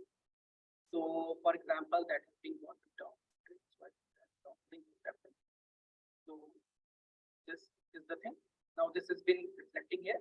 So what I'll be doing, I'll be going to my manuscript file, and if I want to cite that particular article over, let's say here, this side. So what I'll be doing, I'll be bringing my cursor at this point, and I'll be going to the references where there is an insert option with using the Mendeley. I'll be clicking on the EndNote.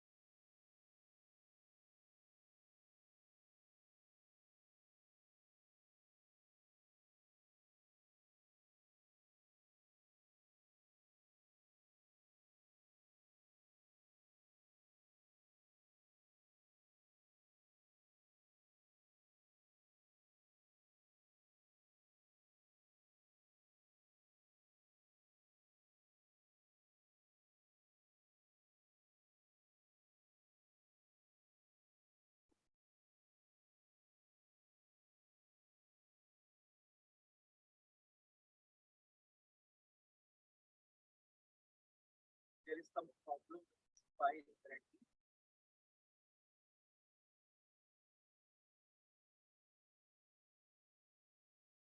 how it is working. See, so basically when I click on the reference management site mandate, there is an option of insert citation. And if I click on the insert citation, it will ask me from where I have to insert the citation. So basically I have created my library. So I will just selecting this thing, my library, or I'll be going directly to the mandate. So if I'm going directly to the mandate, it will be showing my selected reference here this way. And I'll be clicking on this directly. And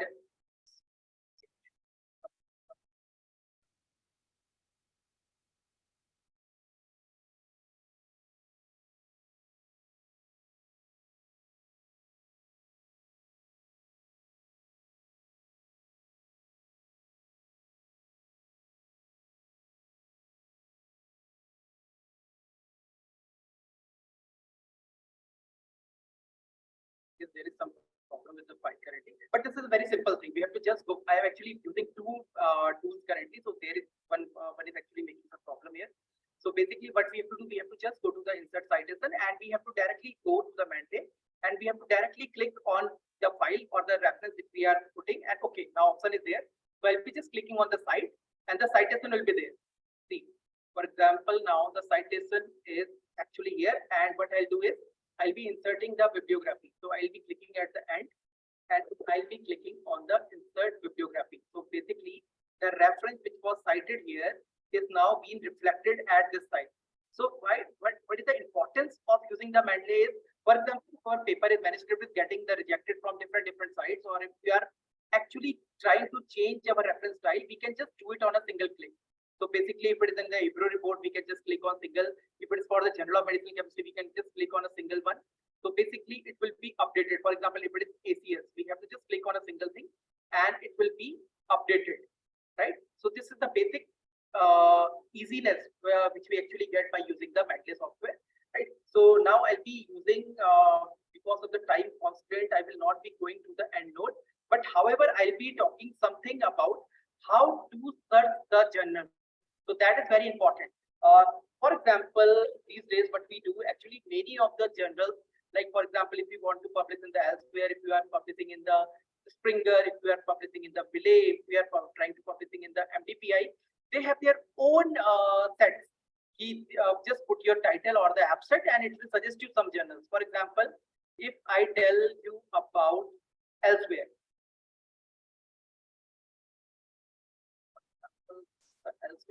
this is the elsewhere journal finder site. So basically what we need to do, we need to just to put the abstract. It could be minimum of 100 character or maximum of 5,000 characters. So for example, if I have an abstract ready, so what I'll be doing is I'll be just copying it.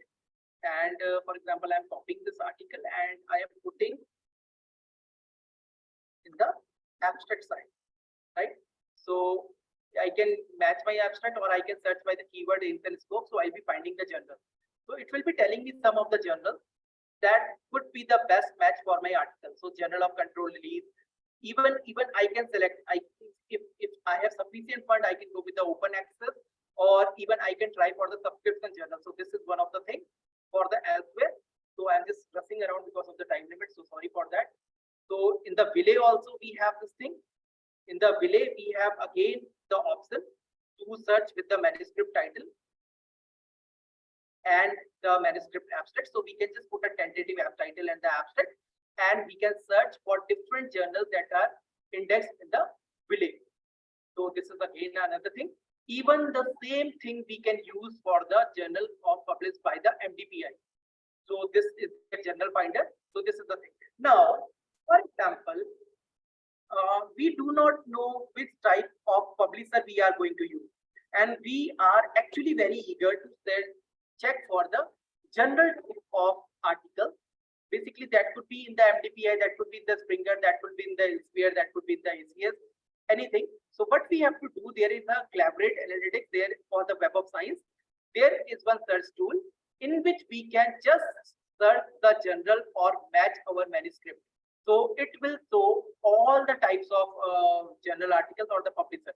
So for example, if I already have my manuscript, what I'll be doing, I'll be searching the match manuscript portion. So it will be saying, put the title. So I am just putting the title abstract I have already copied. So I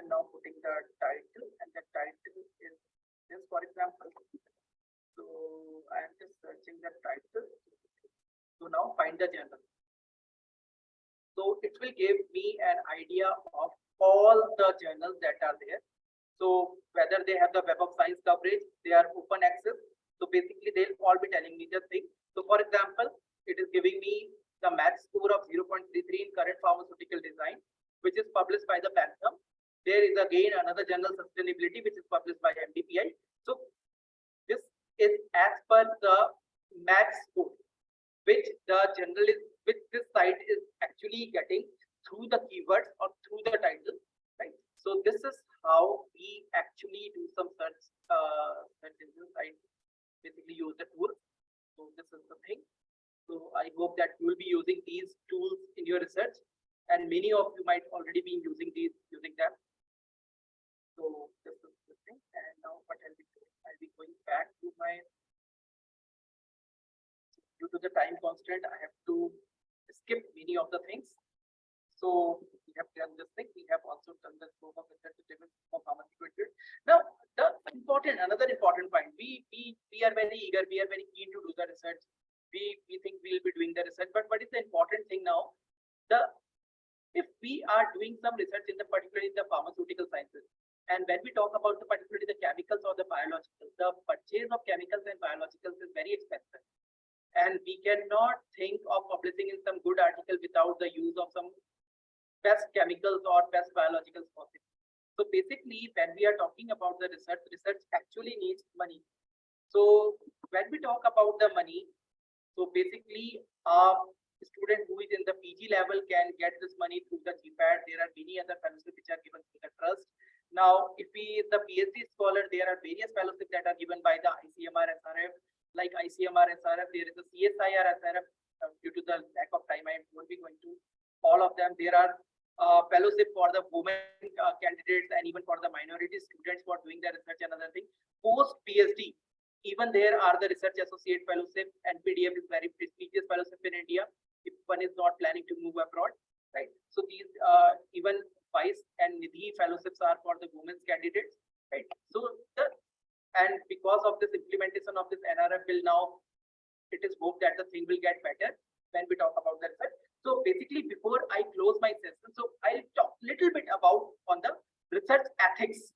So basically, when we talk about the research, this time research ethics comes into the picture. So basically, how we are actually implementing the honesty, we are looking into the morality of the research, or we are actually putting our integrity and the value in the research, that is foremost important. So basically, when I talk about many, before going to that, many people sitting in the audience also have seen these type of news data many times coming through their newspaper or through the web access. Many might have seen these things.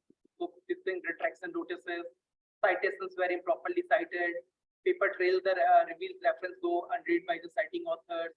There are many fake in India, which is now becoming the publication hub. Many fake peer reviews are there. Fake papers are coming. So basically, why this is happening? Because somewhere around, we are lacking the research ethics. So basically, now research ethics could be like this. For example, we are putting the simultaneous submission. For example, if I have one article, I am sending that submission article to 2-3 journals. So that is the wrong practice. I am not taking the informed consent from all the authors for doing that particular research, or even I have not been authorized to do that particular research. But again, I am doing a duplicate submission of my already published work. I am having a non-disclosure of safety proposal. I am not putting the safety protocol thoroughly in the manuscript. There is some conflict of interest between my colleague and the authors associated with that article. There is a chance of plagiarism. The important thing, that data falsification is there, authorship issues are there, data fabrication is there, plagiarism is there, image manipulation is there. So all these things are considered to be unethical research, and these should be avoided at all the cost. So this is the thing. So basically, before we are doing a research, so basically we should not be involved in the falsification, fabrication, or the plagiarism of our work. So this is important. So these are some of the important things to avoid the research misconduct or the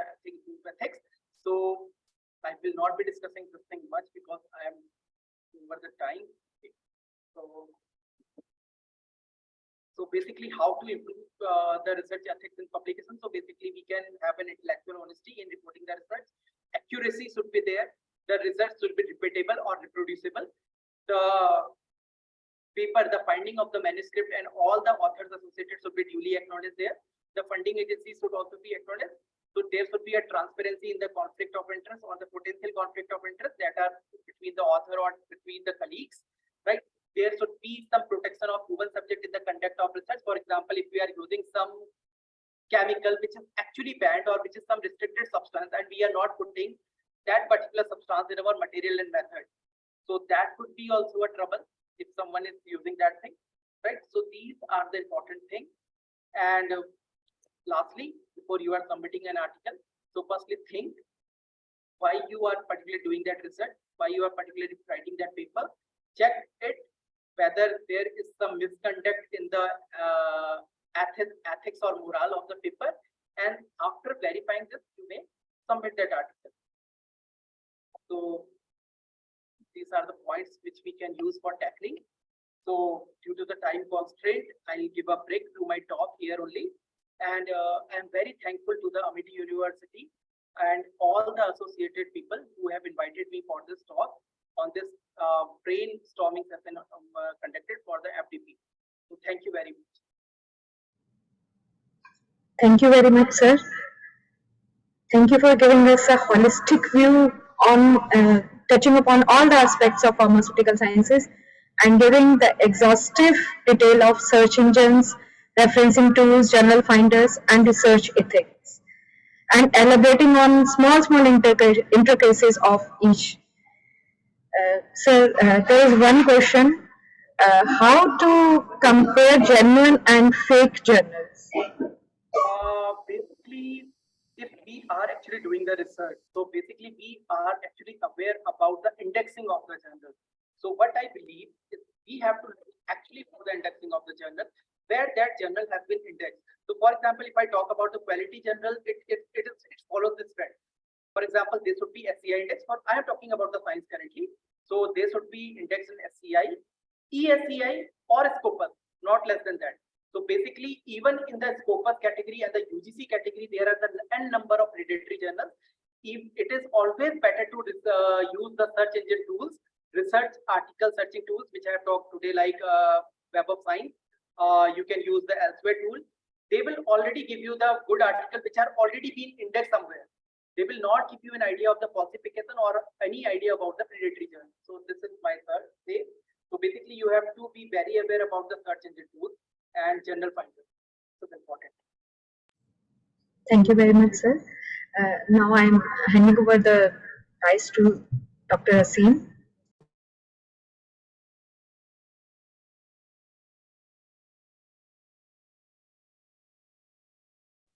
Yeah, thank you very much, Dr. Gaurav, for such a wonderful lecture. Thank you, sir. And indeed, I'm pretty sure that participants also would have enjoyed a lot. And it was very much of relevant, particularly those who are carrying out research and other academic activities. So thank you very much, sir, for taking out time from your busy schedule and delivering such a fantastic lecture. Thank you, sir. So now we are good to move ahead with our valedictory section. So I would like to request all the participants, please join the session. Am I audible and am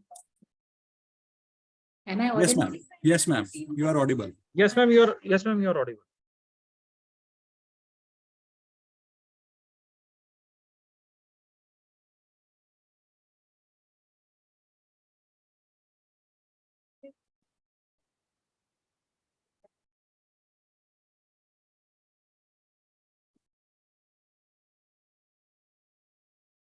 So, ma'am, are you there?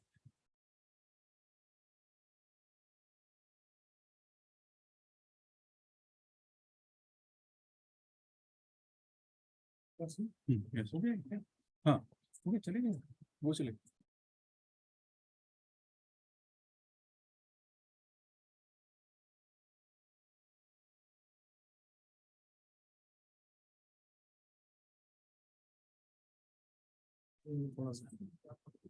कैसे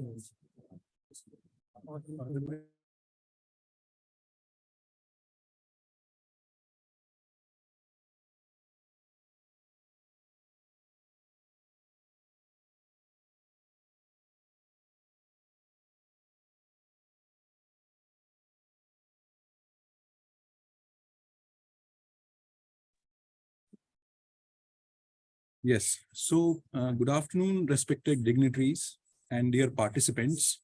It gives me immense pleasure to say that we have successfully conducted the 5-day FDP on topic recent technological advancements and trends in pharmaceutical sciences, which was started on 9th October. And now this is the last day of our FDP session. I thank all the participants for their active participation and patient listening. Before we move further with our valedictory session, let me take this opportunity to give a brief summary and outline of this 5-day faculty development program. So altogether, there were 96 participants across the country who registered themselves for this event. And the participants were from different universities such as Central University Bhatinda, Central University HNB Garhwal University, Chitkara University, then KR Mangalam, GD Goenka, and likewise. And also we have invited a great galaxy of speakers across the industry and academic spectrum. So there were 12 speakers that we have invited, and all these altogether there were 12 lectures which were divided across the 5 days. Each day was having a theme. The session was started on 9th of October with the inaugural address by Honorable Vice Chancellor, Amity University, Haryana, Professor P.B. Sharma sir, along with our guest of honor, Mr. Alok Misra sir, who is adjunct professor in Duke National University of Singapore. Yes. And also he is vice president of Johnson & Johnson, Singapore. The inaugural session also witnessed the address of Professor Amrinder Pani, who is joint director of Academy of Association of Indian Universities, and also our director AIP, Professor Satish Sardana, delivered his inaugural address, and Professor Sanjana Vij, program director, Amity Academic Institute, also delivered her plenary lecture there. Subsequently, the session 1 started, which was chaired by our Deputy Director, Professor C.K. Ashok sir. The theme of session 1 was technological advancement in topical drug delivery system and cosmetic research, wherein 3 lectures were conducted. The first lecture was given by Dr. Ashish, who is PhD from IISER Bhopal, and topic of his talk was Innovations in Bioadhesives, Nature's Inspiration for Biomedical Inspiration and Applications, in which he discussed about bioadhesive polymers, their applications in drug delivery system. Further, Dr. Rakesh Singh, head of the Department Pharmacology and Toxicology from Naipur Raebareli, delivered a talk on topic protective effects of natural compounds in models of neuroinflammation, wherein he discussed about the role of A-beta monomers in the treatment of Alzheimer's disease.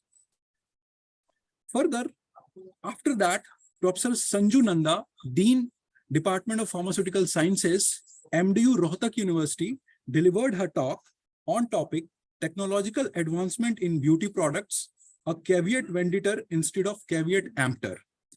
Indeed, the talk was very informative and very interactive, wherein she talked about different polymers, different methods which were used to basically prepare the cosmetic products. Then after the day 2 started with a theme, advancement in remote pedagogy in pharmaceutical sciences, wherein 2 lectures were organized, divided in 2 different sessions. The first lecture was of Professor Suresh Sanmugam, who is HOD Pharmacy Practice in International Medical University, Malaysia. He delivered a talk on topic, how remote skill assessment is revolutionizing the pharmacy education, wherein he discussed about how remote learning and its assessment can be carried out in online mode and how it could be extrapolated in other countries.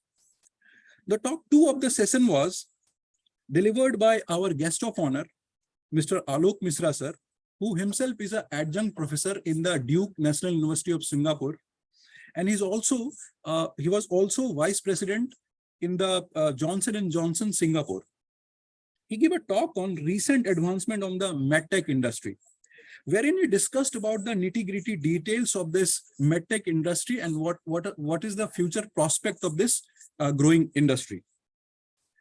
Subsequently, the day 3 theme was recent trends in drug regulatory affairs and drug delivery system. The talk 1 of this day 3 was delivered by Mr. Amit Bansal, who is global IPR head in a company known as Mankind Pharmaceutical Limited. His topic of talk was how preservative-free ophthalmic drug delivery system could be prepared. Subsequently, the talk of that day was delivered by Dr. Pritesh, who is principal scientist in the Schrodinger company, who gave a talk on discovering drug molecules using the Schrodinger software. The talk was very informative as he discussed about the various softwares and tools through which drug discovery and development can be carried out. Afterwards, the day 4 was 4 lectures were being organized. The theme of the day 4 was digital pharmaceutical interventions for optimal therapeutic outcomes, wherein the first lecture was delivered by Professor Harish Dureja, head of the Department of Pharmaceutical Sciences, MDU Rohtak. He gave a talk on digital therapeutics and pharmaceutical regulatory environment, wherein he talked about how this regulatory affairs has been evolved over the years in India. The talk 2 of the day was delivered by Dr. Srikant, who is a scientist at NIPER Mohali. His topic of the talk was general safety aspects in chemistry lab and our routine healthcare and well-being. Indeed, the talk was very interesting as it discussed about something called quantum healing. The talk 3 of that day was delivered by Professor Tarun Wadhwa, who is Associate Professor, RIK Medical College in United Arab Emirates. He gave a talk on topic pharmaceutical care interventions. Then subsequently, the day 5 talks were being organized. The theme of day 5 was research ethics and funding opportunities, wherein 2 talks were being delivered. First talk was delivered by Professor Bhu, who is an eminent professor in Punjab University, and he has been assigned with various works in the country related to pharmaceutical sciences. He gave a talk on topic adept pharmaceutical researchers, maladies and remedies in ethics, publication of scientific fundings. His topic was so important that he touched upon the various ethical aspects of scientific research and how a researcher can basically adopt good practices to get various accolades. The second lecture was delivered by Dr. Gaurav Joshi, who is a IIC convener in the HNBG Garhwal Central University. Apart from that, he is also assistant professor. His topic of the talk was navigating research in pharmaceutical sciences, a hands-on session on literature search references, management and funding opportunity. The talk was very informative and very interesting. So now, as we have summarized all the lectures and days, now let me take this opportunity to invite our Honorable Pro Vice Chancellor Sir, Professor Vikas Madhukar Sir, to grace the event with his presence and to share his words of wisdom. Before that, please let me give a brief, let me read the brief biodata of respected Sir. Professor Dr. Vikas Madhukar is currently the Pro Vice Chancellor in Amity University, Gurugram. He is also Dean Faculty of Management Studies. He is also Director, Amity Business Schools, and is also Dean of the Academic Affairs.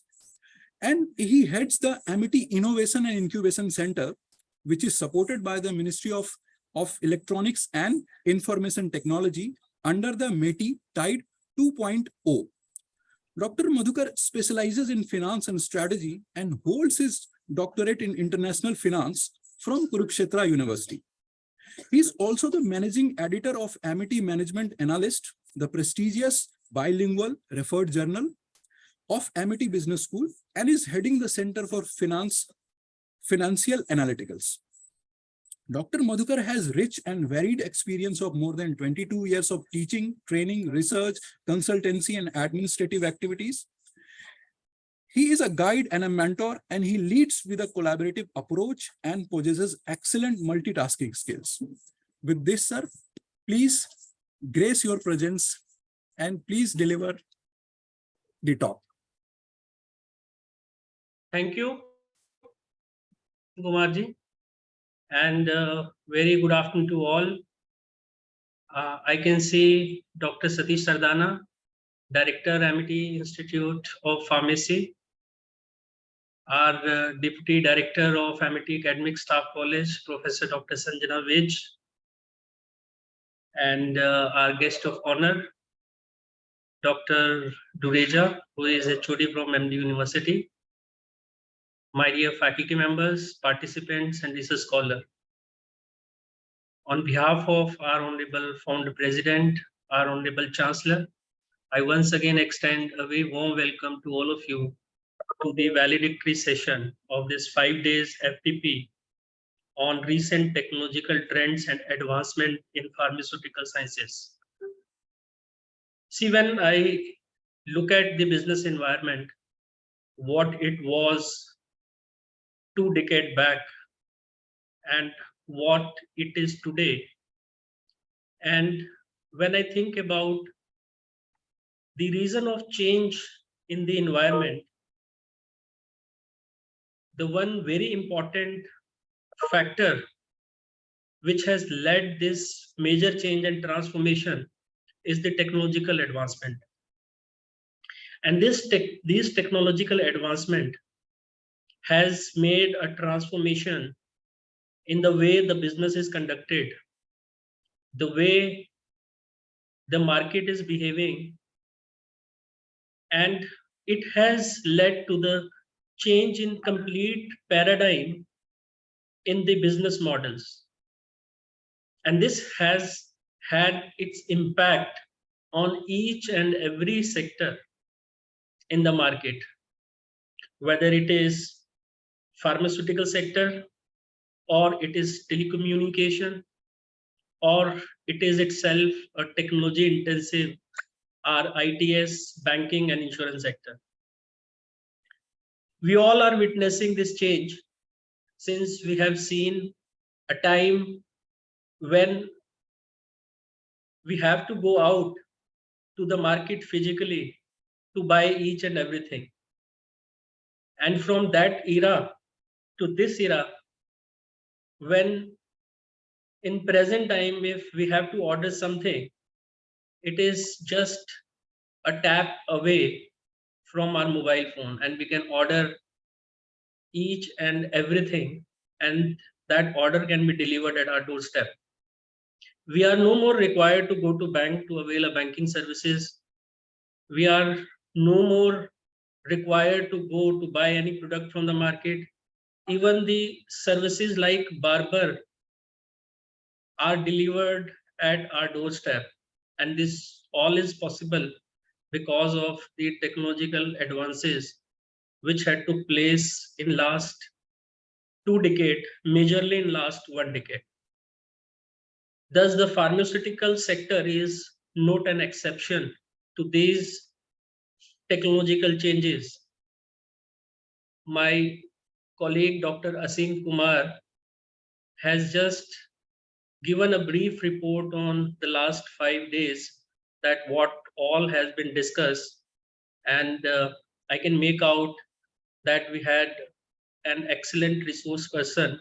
Those they had delivered talk on the very important and pertinent issues in the pharmaceutical sector, that how the technology is changing this particular sector. Specifically, I would like to highlight these 6 important technological breakthrough, which are very important and has made changes and revolutionized the pharmaceutical industry, leading to improved healthcare outcome, enhanced drug discovery processes, and increased patient safety. The first one is artificial intelligence and machine learning. So AI and ML have become integral to the pharmaceutical research and development. This technology allows scientists to analyze vast amount of data, identify pattern, and make prediction efficiently. AI-enabled algorithms have potential to accelerate drug discovery and development, reducing cost and increasing success rate. AI can also be used to optimize clinical trial design, personalized medicine, treatment plant and improve pharmacovigilance. The second important breakthrough is data sciences or data analytic. With the growing availability of healthcare data, the big data analytic play a crucial role in pharmaceutical sciences.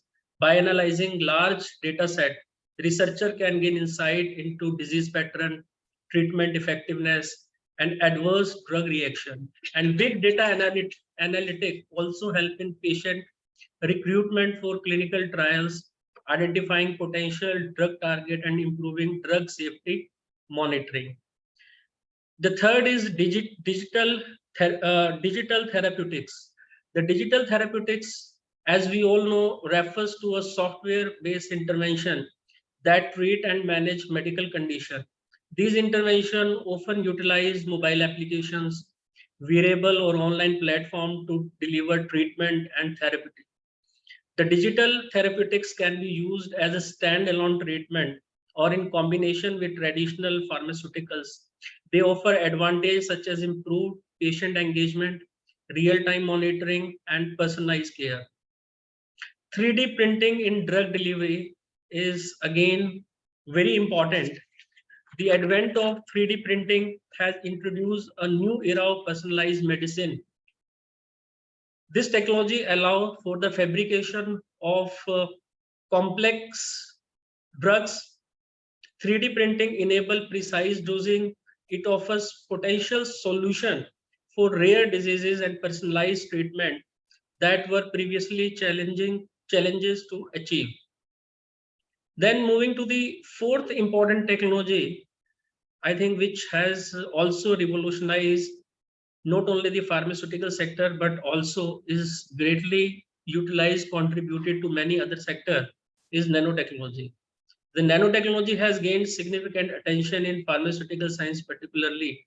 The nanoparticle, nanocarrier, and nanosensors are being developed for targeted drug delivery system, imaging technique, and biosensor. These advancements improve drug efficacy, reduce side effect, and enhance the diagnosis and monitoring of disease.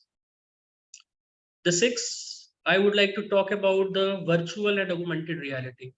So VR and AR technology are increasingly being utilized in pharmaceutical education and training. Immersive simulation provides students with interactive and realistic experience. And I have studied few case studies where I found that these technologies are greatly helpful in learning, allowing participant to practice complex procedure and learn in a safe environment. The virtual reality can also assist in patient education, helping them better understand their condition and treatment. So these are just a few of many technological trend and advancement occurring in the pharmaceutical science. As educator and researcher in this field, it is essential for all of us to embrace these development and incorporate them into our teaching and research practices. Because it is very important and imperative for all of us as an educator that we need to update and upskill ourselves and need to keep pace with the changing technological advancement and to integrate those technological changes and technological advancement in our andragogical approaches. Only then we would be able to meet the expectation of industry by imbibing the right kind of skill set among the student. And I'm sure that the deliberations on different themes and topics which took place in last five days has enriched the participant greatly and will helpful for them in adopting some of the best practices in their teaching pedagogy. With these few words, I once again extend my thanks to the Dr. Sardana, who is director, and to Dr. Sanjana Viz for giving me an opportunity to present my view on the topic. And I appreciate the participants for their patience and participation in last 5 days in this very important FDP. And I'm also grateful to the resource persons, those they have contributed and shared the wealth of their wisdom and knowledge. Let's embrace technology and work together to shape the future of healthcare. Thank you. Thank you once again. Thank you very much, sir, for your kind words and your motivation. Indeed, it's our pleasure to have you here, sir. So, I would also like to thank you to Professor Dr. Vikas Madhukar for being with us today, as he was supposed to be here to be with us during the inaugural session. But because of his lack of time and because of his other assignments, he was not able to attend. And today he is with us. So this is a great thank you so much, respected Professor Madhukar, for being with us today.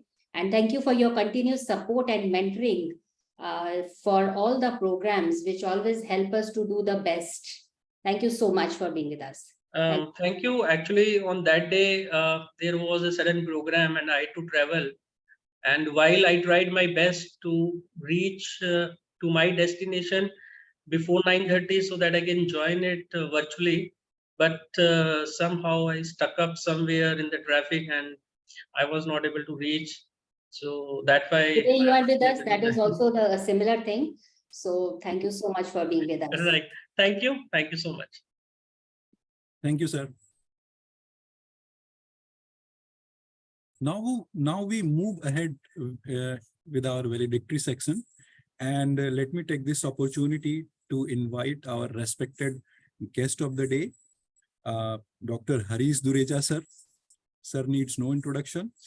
So just let me recite few words for him. Dr. Harish Dureja, sir, is currently holding the position of professor in pharmaceutics and also head of the Department of Pharmaceutical Sciences, Maharshi Dayanand University, Rohtak, and he's also Director, Center of IPR Studies, along with Director, Professional Consultancy Cell at MDU University, Rohtak. He's also visiting professor, ARCCIM, Faculty of Health, University of Technology, Sydney, Australia. He earned his master's in pharmacy and pharmaceutics from Punjab University, Patiala, and he did his PhD in pharmaceutical sciences from Maharshi Dayanand University, Rohtak. And he was also a gold medalist, and he got first gold medal for the best PhD thesis award in the year 2008. On the basis of highest impact factor publications appended in his thesis, Dr. Dureja has been involved in teaching, research, mentoring, advising, and administration during this past 23 years. He's actively involved in the field of drug delivery and regulatory sciences, which includes improvement in oral bioavailability of BCS classes 2 drugs. He also been involved in development in nanoparticulate drug delivery systems, in silico ADME modeling, and pharmaceutical regulatory affairs. He's supervising scientific research at the post-graduation and doctoral level. He has guided 60 theses of MPharm and 12 theses of PhD. Currently, there are 8 PhD students who are undergoing PhD under his supervision. So with this, I would like to invite our respected guest, Professor Harish Dureja, sir. Sir, over to you. Thank you, Dr. Singh.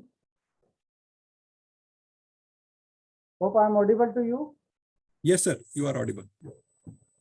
Professor Vikas Madhukar ji, Professor Satish Sadana ji, Professor Sanjana Vij, faculty member from Amity Institute of Pharmacy, dear participants. We can't see actually Professor Harish. Dr. Satish Sadana, can you see him? Yeah, he is visible. He is visible. Okay, maybe some issue from my side. Okay, please go ahead, Professor Harish. Thank you, madam. We all know that technology can be a source of tremendous optimization. It can overcome some of the challenges that the society faces. Nowadays, we are looking into the arena of digital technology, and this technology is becoming more complicated, more interconnected, and more useful to the society. We are looking into that the technology like artificial intelligence or IoT has become the area of research. Even it is a social sciences, even it is a pharmaceutical or the life sciences as well. because somehow it is difficult to understand how the system works, what is the part of the system, mainly because when something goes wrong. In the last 3-4 years, in the COVID arena, we have witnessed the use of these technologies for the mankind. Even we have witnessed the use of drones, which are used for marriage functions and all for the delivery of the vaccines. We are in the arena of that technology, which is going to witness the industry 4.0 with the new technological advancements. Professor Vikas Madhukarji has highlighted the importance of advanced technology in the pharmaceutical sciences in his presidential address. Looking into the present arena of digital technology and its importance into the different diverse fields, the organizer has selected very relevant title, the recent technological trends and advancement in the pharmaceutical sciences. And I look into and happy to share you that they have successfully conducted these 5 days FDP in collaboration with Association of Indian Universities with Amity University, Haryana, Gurgaon. The main stakeholders remains to be the Amity Institute of Pharmacy, led by Professor P. Sadanaji and the academic staff college of this university. My sincere thanks to the organizer for inviting me into this valedictory function and giving me this opportunity. My best wishes to all the participants, and I hope that the knowledge gained into this FDP will be utilized in their arena for further research. Thank you so much. Thank you a lot. Over to you, Dr. Asim. Thank you very much, sir. Thank you very much for your kind words and motivating us to carry this FDP. Now, I would like to invite respected Professor Sanjana Viz ma'am, who is Program Director of the Academic Staff College, Amity University, Haryana. And let me tell you this also, without her support, we could not be able to carry out this FDP. So Madam has supported us in all the aspects of this FDP, and she has guided us tirelessly. Thank you very much, ma'am. So I would like to invite you, ma'am, please. Thank you, Dr. Asim. I'm not supposed to speak during validity session, but we have given this. Just share a few words, ma'am. Few words of motivation for us. Thank you to all the participants who have participated in this 5 days faculty development program, and lots of active involvement was there, lots of contribution from their side. So it was really very good, and we are very sure that during last 4 days, you all have explored many important concepts related to pharmaceuticals, related to technology enhancement, and you must have gained practical skills, which are very important nowadays. All the faculty members must have gained all these skills, and I'm sure that they are going to impart in their teaching and research process. Also like to thank you to all the esteemed resource person who have taken their important time to share their knowledges, their expertise, their insights with all the participants on such an important topic. And I must tell you that program like this, which is a full-time program, which demand lots of time, and this kind of programs need significant advanced planning, time, and lots of hard work to ensure the success of such events. So I think we need to applaud all of us for ourselves. And isn't it, Professor Sardana, that our dedicated faculty, your dedicated faculty members who were continuously supporting you, and they have done this particular job in a very beautiful manner. So, and during this process, the continuous support of our Vice Chancellor, Honorable Vice Chancellor, Professor P.B. Sharma sir, and respected Pro Vice Chancellor, Dr. Vikas Madhukar, who always keep guiding us and mentoring us to ensure the kind of success which we are having today. So thank you so much. And dear participants, let's remember the connection which we have made during this 5 days. Let's be in touch with each other, collaborate with each other, as you are an Amitian now, as our founder, President Dr. Ashok K. Chauhan sir always highlight that once an Amitian will always remain an Amitian. So you are a part of our family. So don't, whenever you have any kind of thought in your mind for any kind of academic collaboration or any kind of PR relations, so don't hesitate to be in touch with Professor Sardana or maybe the faculty members, or I'm also available for this particular academic cause.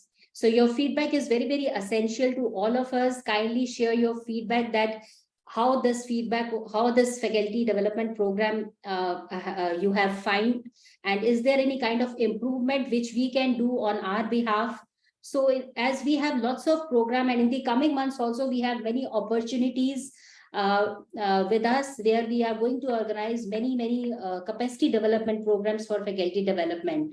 So your feedback is very important, how we can incorporate or how we can improve further our program, so that we will be delivered in a much more effective manner. So stay connected, stay tuned with all of us, and thank you for being with us. Thank you so much, Dr. Atin. Thank you very much, ma'am, for your constant guidance and motivation. Thank you Now, so much. I would like to invite our respected director, sir, Professor Satish Sardana, to deliver vote of thanks. At the outset, I congratulate all these top stakeholders for successful completion of this 5-day virtual FDP. It was, as Dr. Sanjana said, it was decided to have it at a short notice, and within this short notice, all have done wonderfully well. So they deserve thanks not only one time but many times. So this is the 4th or 5th time we would be thanking all the stakeholders and the organizers and the supporters.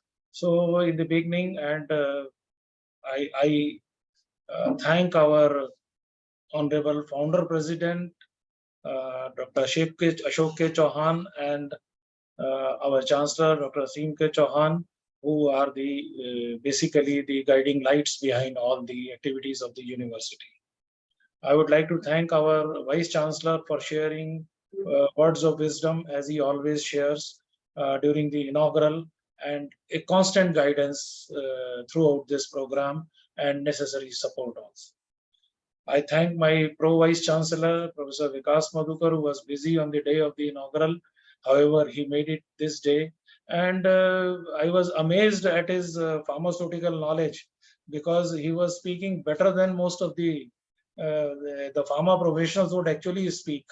So thank you, Professor Madhukar, for being here and your motivation to us and all the participants. Then it has been in the association with the Association of Indian Universities. So I thank all the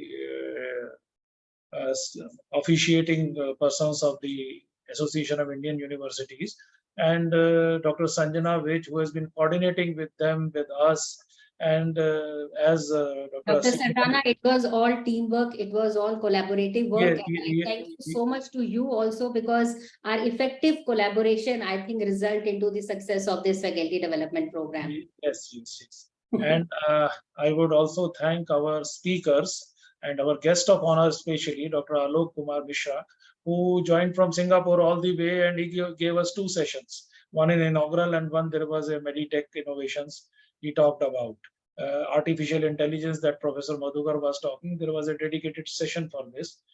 So I especially thank him for joining us. Then I thank all the speakers. I can say general thank to all these speakers, but I would like to take the names of all these speakers. Professor Bhupinder Singh Bhoop for this today's lecture, Professor Harish Dureja on regulatory affairs, Professor Sanju Nanda on cosmetics. I think that was a very interesting lecture, because lectures sometimes get boring. So there comes one lecture which can be very interesting and creates interest. So again, then you can have more lectures. Then Professor Suresh from Malaysia, Dr. Tarun from RAK Medical College, who also happens to be my student. He delivered on pharmacy practice for diabetic patients. Dr. Amit Bansal, who is again my student, is a vice president of Mankind, delivered a talk on preservatives-free ophthalmic preparations. And then we had Dr. Pritesh, who is in Schrodinger, about the software for drug discovery. Then we had Dr. Rakesh, who worked with us here. Now he's in Naipur. Dr. Shrikant from Naipur, Dr. Ashish from Gurugram. So all these speakers, I convey my heartfelt thanks to one of them. And I would thank, last but not the least, I would thank my participants, because they are the main stakeholders. Without participants, there is no FDP. And believe me, attending a FDP of this nature, having 12 lectures day in and day out, in the morning, in the evening, filling the forms, it is a tremendous job. So my thanks to those participants. I know they have gained a lot, but without them it would not have been never completed. So I thank all the participants. And in the last, I thank my faculty, who has worked day and night for this FDP, because it is then organizing and communicating with the resource persons, communicating with the participants, and communicating with our university, though there was a great help from the university. But this faculty has participated in a great way, and they were moderators of many sessions. There were question and answer sessions. So my heartfelt thanks to my faculty, because they are the persons who are behind me in doing all this FDP. So thank you all. IT team, I would thank, because without IT, because on an online program, IT is very important. And there was not even a single glitch or a flaw in the entire program. It went on very well. So thanks to IT team from Noida, from MIT University, Haryana. So once again, thank you all. Thank you to Dr. Sodhi, who is looking after this IT team from Noida. Thank you to Mr. Maqsood and Mr. Sanjeev, who have supported during this 5 days program. Thank you, Dr. Atin, Dr. Asim, who were of great help throughout, coming to my office, discussing each and every step. So thank you so much. Thank you, Professor Sardana ji, for your support throughout. Thank you, Dr. C.K. Ashok ji. Thank you, Harish ji. Thank you, Shrestha, for being with us. And I was watching in between that you were moderating very nicely. Thank you so much, everyone, for your presence. Thank you.